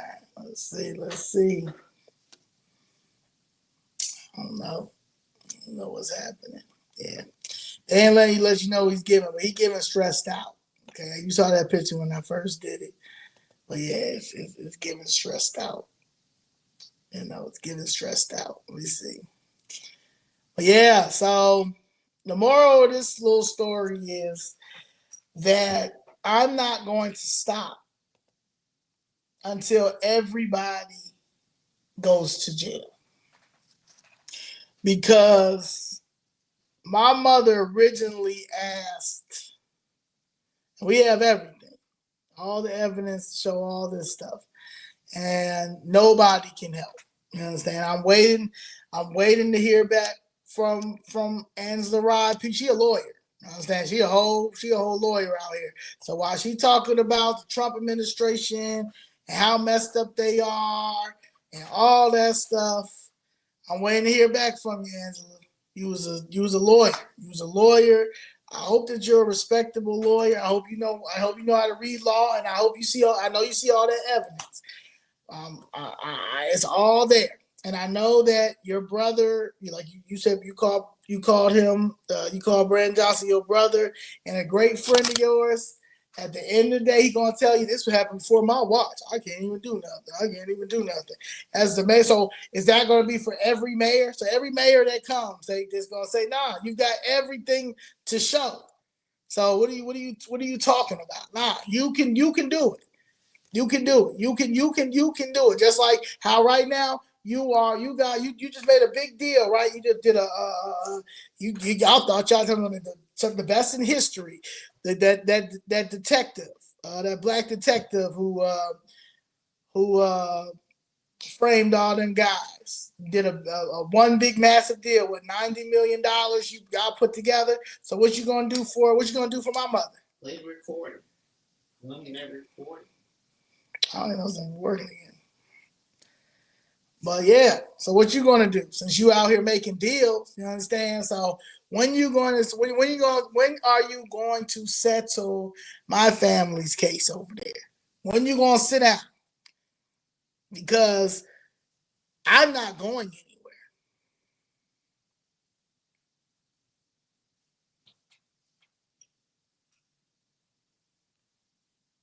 Miss Jackson not going nowhere. Danielle's not going anywhere. Chicago Fifth Red is not going anywhere. We're getting ready for midterms. We're getting ready for that mayor election. What are you going to do? Are you saving up your what are you going to do? What are you going to do when our candidates run against you, Brandon, and the 20 no good aldermen, and hopefully by that time President Trump has arrested majority, got y'all arrested and thrown out. Y'all have to resign. Hope y'all start resigning real soon. You know what I'm saying? My birthday I'll be 40 January 23rd. That'd be the best gift to start getting y'all up out of there. Getting you up out of there, and Operation Grey Lord 2.0 happens. That's what I'm hoping for. I'm Aquarius 1, 2, 3. Understand? So I really want y'all, because what y'all have done, I've sacrificed everything. I hit rock bottom to take y'all down, and I don't regret it. I don't regret it at all. I don't regret it at all. This was my calling, and at the end of the day, I'm gonna get my mother's gonna get justice. My godfather's gonna get justice. I'm gonna get justice, and it'll be a great story to tell how we took you down. Because you guys have been the reason why we don't have generational wealth the way that we need to, is because our own people are stealing our properties and land from us. With the help of the white people too. Don't, you're wrong, but it's us. Marlene Hopkins, the building commissioner, and even before the building commissioner, she was in there for 20 years. She's been there for 20 years, black. All the aldermen that have been over in the 17th ward messing with my godfather and my mother, black. Tasha Thomas, Terry Peterson, David Moore, Mary Richardson Lowry. She was in the buildings commission. She was a commissioner for the buildings department as well, black. Now she's the corporate counsel. And John Roberson, chief of staff for David Moore, black.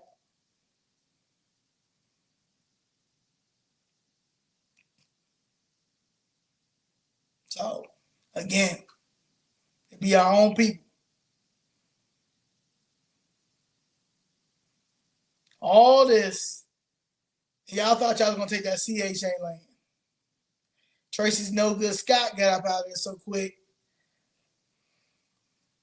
But that's all this is about, land.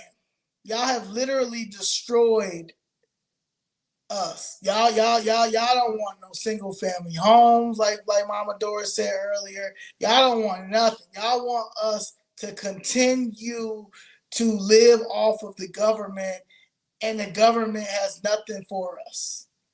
And because people are waking up and seeing that we don't have to continue this and deal with this, people getting upset, people getting mad. You're absolutely right, Ms. Bridget. Black on black crime. It literally is black on black crime. So,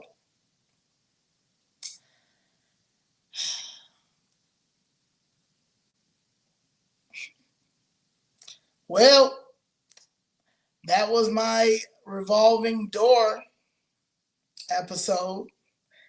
I hope I connected the dots just enough so y'all can understand where this is about to go.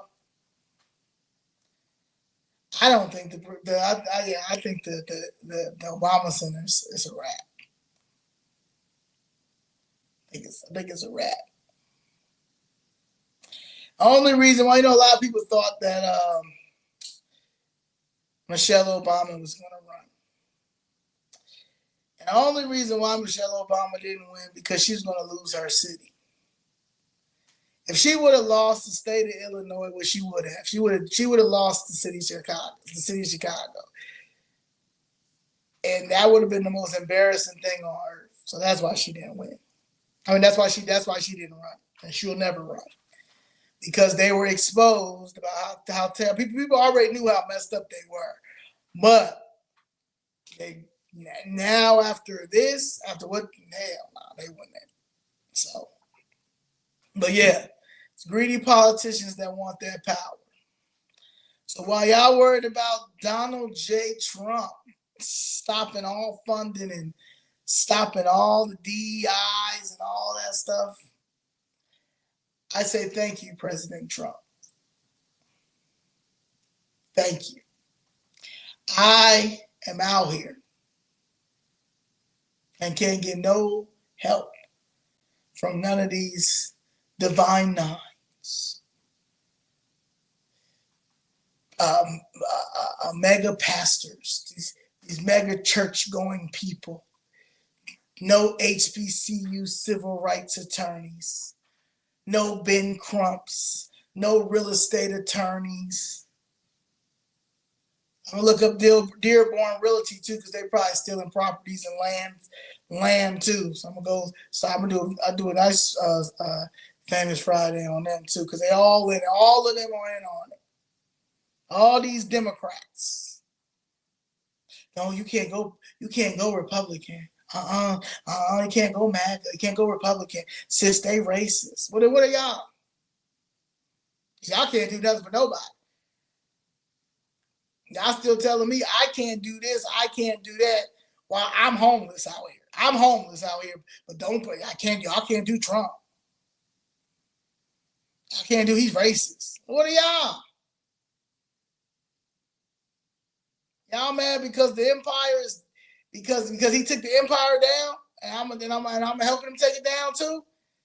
Yes. I'm riding till the wheels fall off. That's the only person that's listening to me. I said, send the troops, 100 troops coming. I said, send ICE is coming. Send them South Shore. Oh, he ain't gonna send no troops to no ICE in South Side. Oh, they there. They there.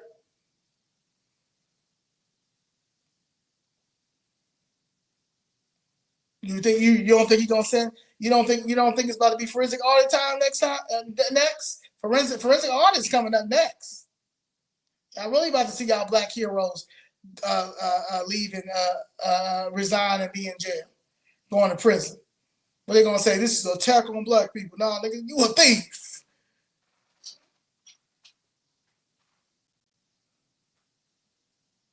You a thief. Y'all thought y'all was gonna continue to do this because y'all were going to. Let me tell you something. These black coon elite pieces of doo-doo were going to team up with some of these no good African countries, some of these no good Haitian people, these Caribbean people, and try to lump us all together.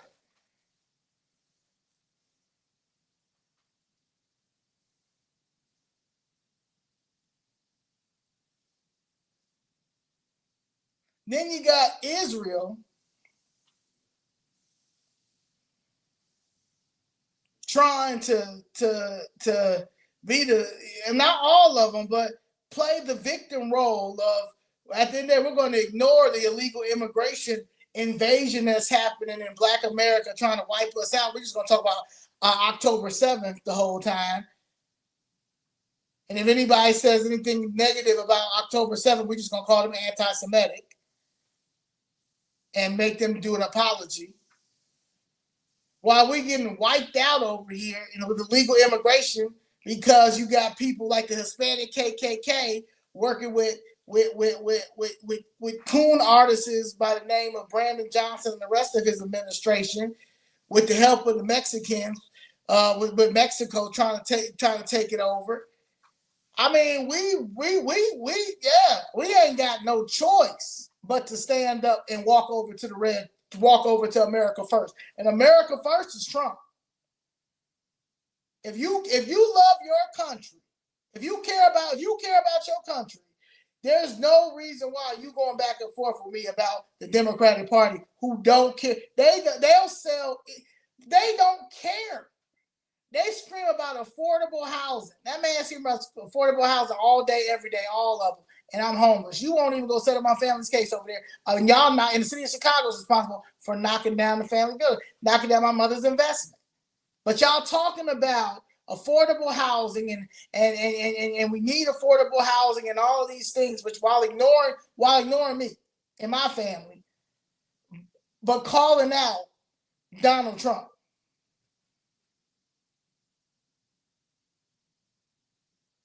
Y'all people who have an issue with Donald Trump, you personally just don't like Donald Trump. Don't even know why. Just like some people just don't like people just because you don't like you just don't like them. That's just what it is. Yeah. So like I said, I'm riding until the wheels fall off when it comes to him. I'm waiting for them to come arrest all these con artists. I'm waiting for these RICOs to come out because it's happening. All these people have been doing is stealing. They all got their real estate license too, or know somebody that got a real estate license, or married to somebody that got a real estate license, and they got a real estate group, and then they all circle together. I'm trying to tell you, they all in it together. Real estate agents and these realtors and stuff, they so mad at me. They so mad at me for talking about their TIF money, the opportunities. They are pissed off, especially the ones who really are taking our properties. Been doing it, want to go get fake deeds and stuff. They've been taking our elders' stuff for a long time. Yeah, and they would have never thought that we were going to wake up. The New American Plan is a real thing, y'all. Really, I heard they took it off of the Chicago government website. I bet they did. The City of Chicago government website, because that plan it failed. It failed because we woke up. And I'm thankful that y'all woke up. But I will let you know this: the whole world is watching Chicago. And some very important people are watching Chicago flips rate. And they're watching other people in Chicago that are making a difference too. Shout out to Miss Carter. Shout out to Mark Carter. You got some people out here that really are. I feel like that's really doing the work. Then you got some that's out here cosplaying like they doing the work. Shout out to Miss Jessica. Shout out to Mama Doris.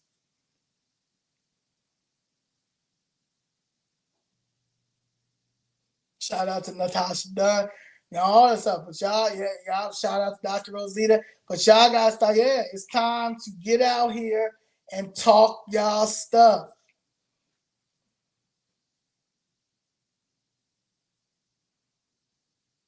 Because we have a president that's paying attention. But this man cannot send no more money to this city.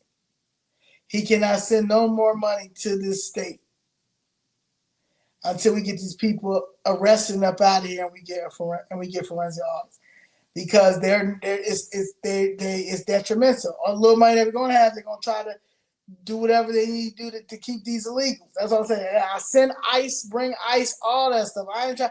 They can sit here and act like they went and got 3 or 4 black people to say they kicked my door. Oh well. Y'all have 40 Trinity Agua people over here in that South Shore building. Y'all was calling and complaining about it.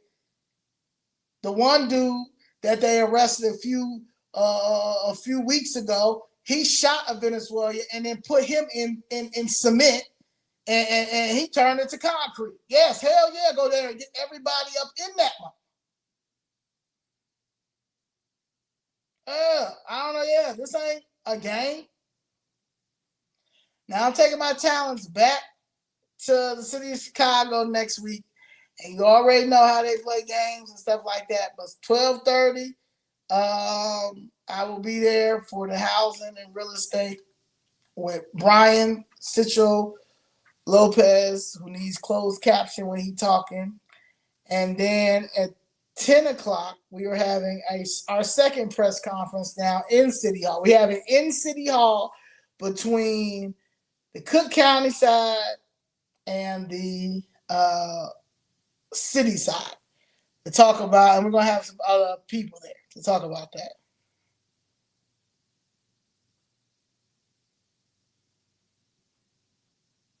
So, is this nigga slow? And when your family see the government open, you can buy. Well, it's always be some people that really be on the short bus. Because you know what? But yeah. I think that's it. Any questions before I go? Thank y'all for the 609 people watching. I don't know what this nigga talking about. I'm putting him in timeout. Nigga, what are you talking about? McDonald's and Burger King.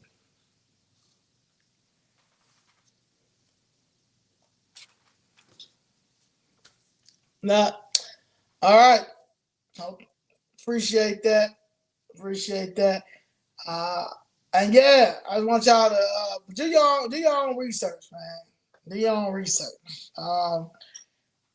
There's nothing wrong with President Trump. Everything he's doing makes sense because at the end of the day, it has to take somebody to come in and do it all. Because to be quite honest, I would have been started arresting these people as soon as I got up in there. Because they try to kill me. They got people calling me a convicted rapist because a jury said I was a convicted rapist. Just like the same a whole white jury said that Sada Shakur was a FBI cop killer. So I mean, at the end of the day, if juries is telling y'all what it is, at this point, this is the issue. So again, it's time to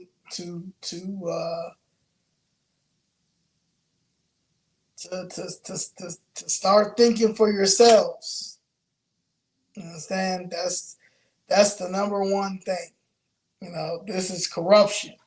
And the corruption got to end. And like I've told people, we have a thieving problem. The black politicians are scammers. They're scammers and celebrities. I don't have Cash App, only Zelle. No Cash App, but my Zelle is uncomfortable truth and lifestyle, uncomfortable truth lifestyle at gmail.com. But yeah. So that's basically it. I appreciate y'all. Don't give up. Pray. Do everything the righteous way. There's going to be people that's going to try to distract you on this journey like they do me all the time. Because a lot of people really do not want to see this city turn red. And that's the real issue and the real problem. And we're dealing with a lot of supremacy. We're dealing with a lot of weird supremacy. It's all types of supremacy. Gay supremacy, trans supremacy, Jewish supremacy, white supremacy, black supremacy. It's just a whole bunch of just supremacy, man. Supremacy, foreign supremacy. It's just crazy. So yeah, but I need everybody to register to vote, especially if you're in the city of Chicago. Register to vote as a Republican, so it can be too big to rig because these people need to get a clear message to stop playing with us. And also, if you want your taxes to come down, the Democratic Party ain't never going to make sure. You're never going to have low taxes with the Democratic Party in any of these cities. New York, a prime example. New York City is expensive. It's a blue city. And it's expensive. It's going to continue to be expensive.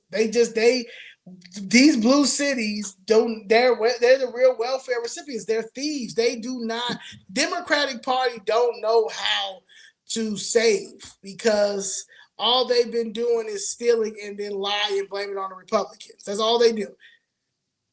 So that's what you're dealing with. Like, so if you want lower taxes, you want us to get businesses back here, you want better schools, you want all this gender neutral and all this weird stuff out of your schools, you're gonna have to register as a Republican and vote Republican. The Democratic Party has turned into a Epstein Island.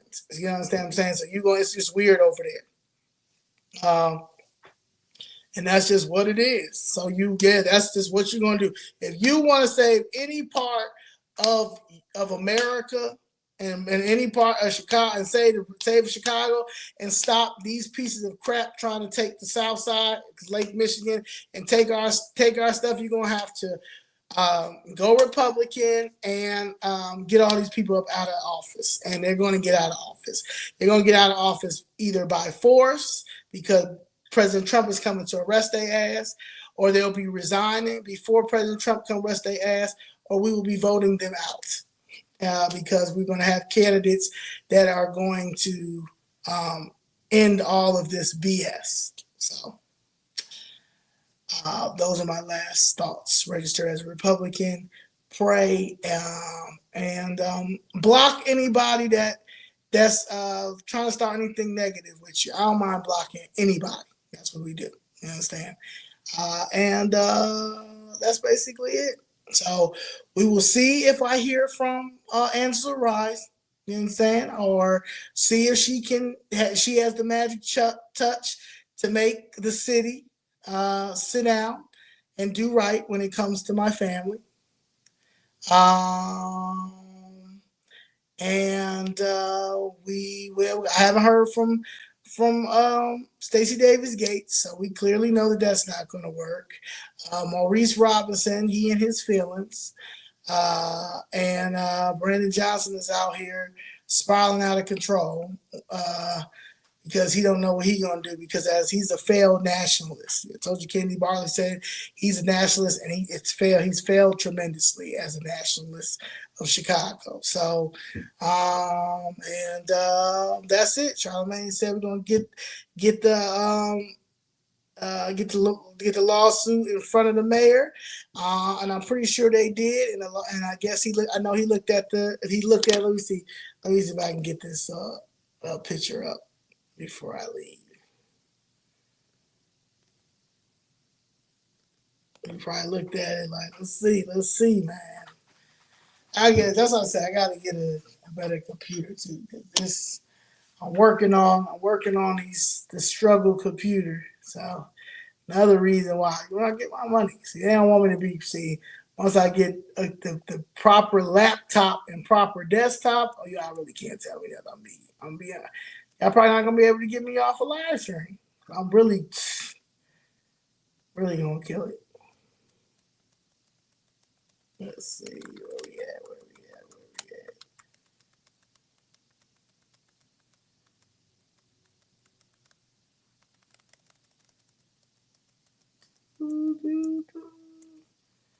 I got everybody in here. Ooh, they got Timothy Evans out of there. I know Timothy Evans like, what I'm supposed to do now? I don't even know what I'm doing. All I know how to do is sell out my community. Like this. So they probably gave him the lawsuit like, hey. He probably looked at it like, so yeah. So we will see. We will see what he's gonna do. I think I'm gonna put this picture like on a hat or something. Every time I go to city council, I just have it. So this is my favorite picture of this idiot. Now Brandon Johnson is a certified idiot.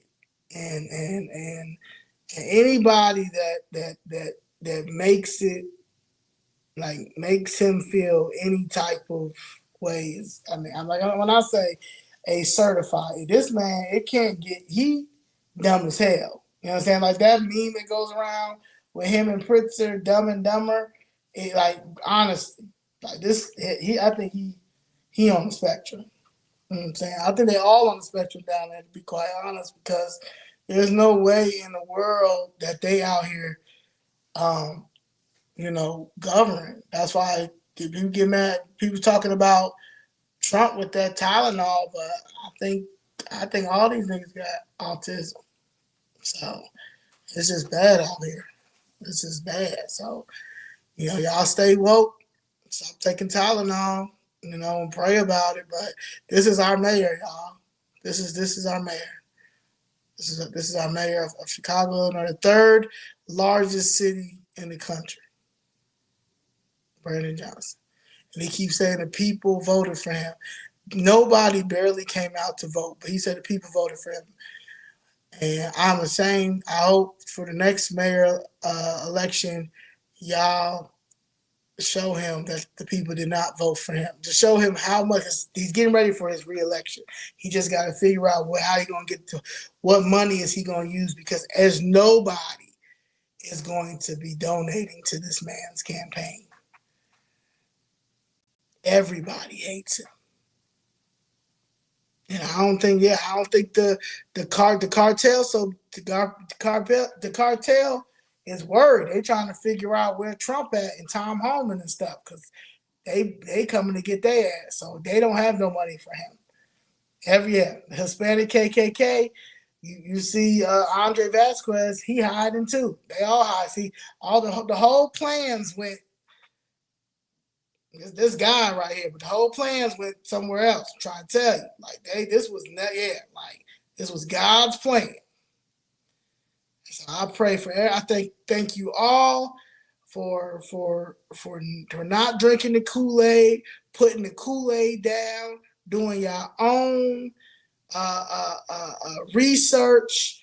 Look at this stuff. All this stuff. When I say the media. The fake media literally is lying, even with this shutdown. I am okay with this shutdown. And the reason why I'm okay with this shutdown is, because you just got to sacrifice. Like Danielle says, you have to do for drastic times, drastic measures. And at the end of the day, this is one of those times. This is just drastic time, because at the end of the day, they thought that they got money in there that they are going to give to the illegals for some health care, when they've got people out here that have cancer, that are American citizens that can barely pay for their medication, for their chemo, all of that. You've put all this chemicals and things in our food that has messed up our children, have messed up our kids. You've got all this heart disease and all this other stuff, and people barely can pay their premiums and pay their insurance. But the Democratic Party gonna find some money, want some money in there for some health insurance for some illegals. Nah, we gonna sit there. Nah, we good. We gonna be all right. We're going to be all right. Until, the Democratic Party chose illegals over everybody else, because a lot of black people had stopped voting. They had stopped voting in general because nobody wasn't educating them with the Republican Party, because they have in their mind that the Republicans are racist. So all this stuff was messed up. So they had to figure out how to bring these people in, and they brought them in, but they're slowly getting up out of here. You understand what I'm saying? And then they're working on clearing these voter rolls and all this other stuff. So it's a lot, but it's the Democratic Party done. They done. So that's that piece, y'all. Thank y'all. God keeps you guys safe. Thank you.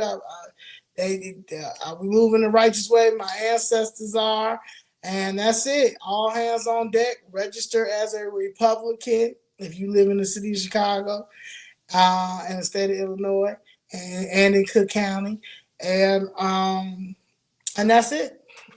And stay tuned. I will be at City Hall all this week. We have a press conference Tuesday, and that's that. I pray that people get arrested next week, and they settle my case. I'll keep you updated. Peace. Doo-doo-doo.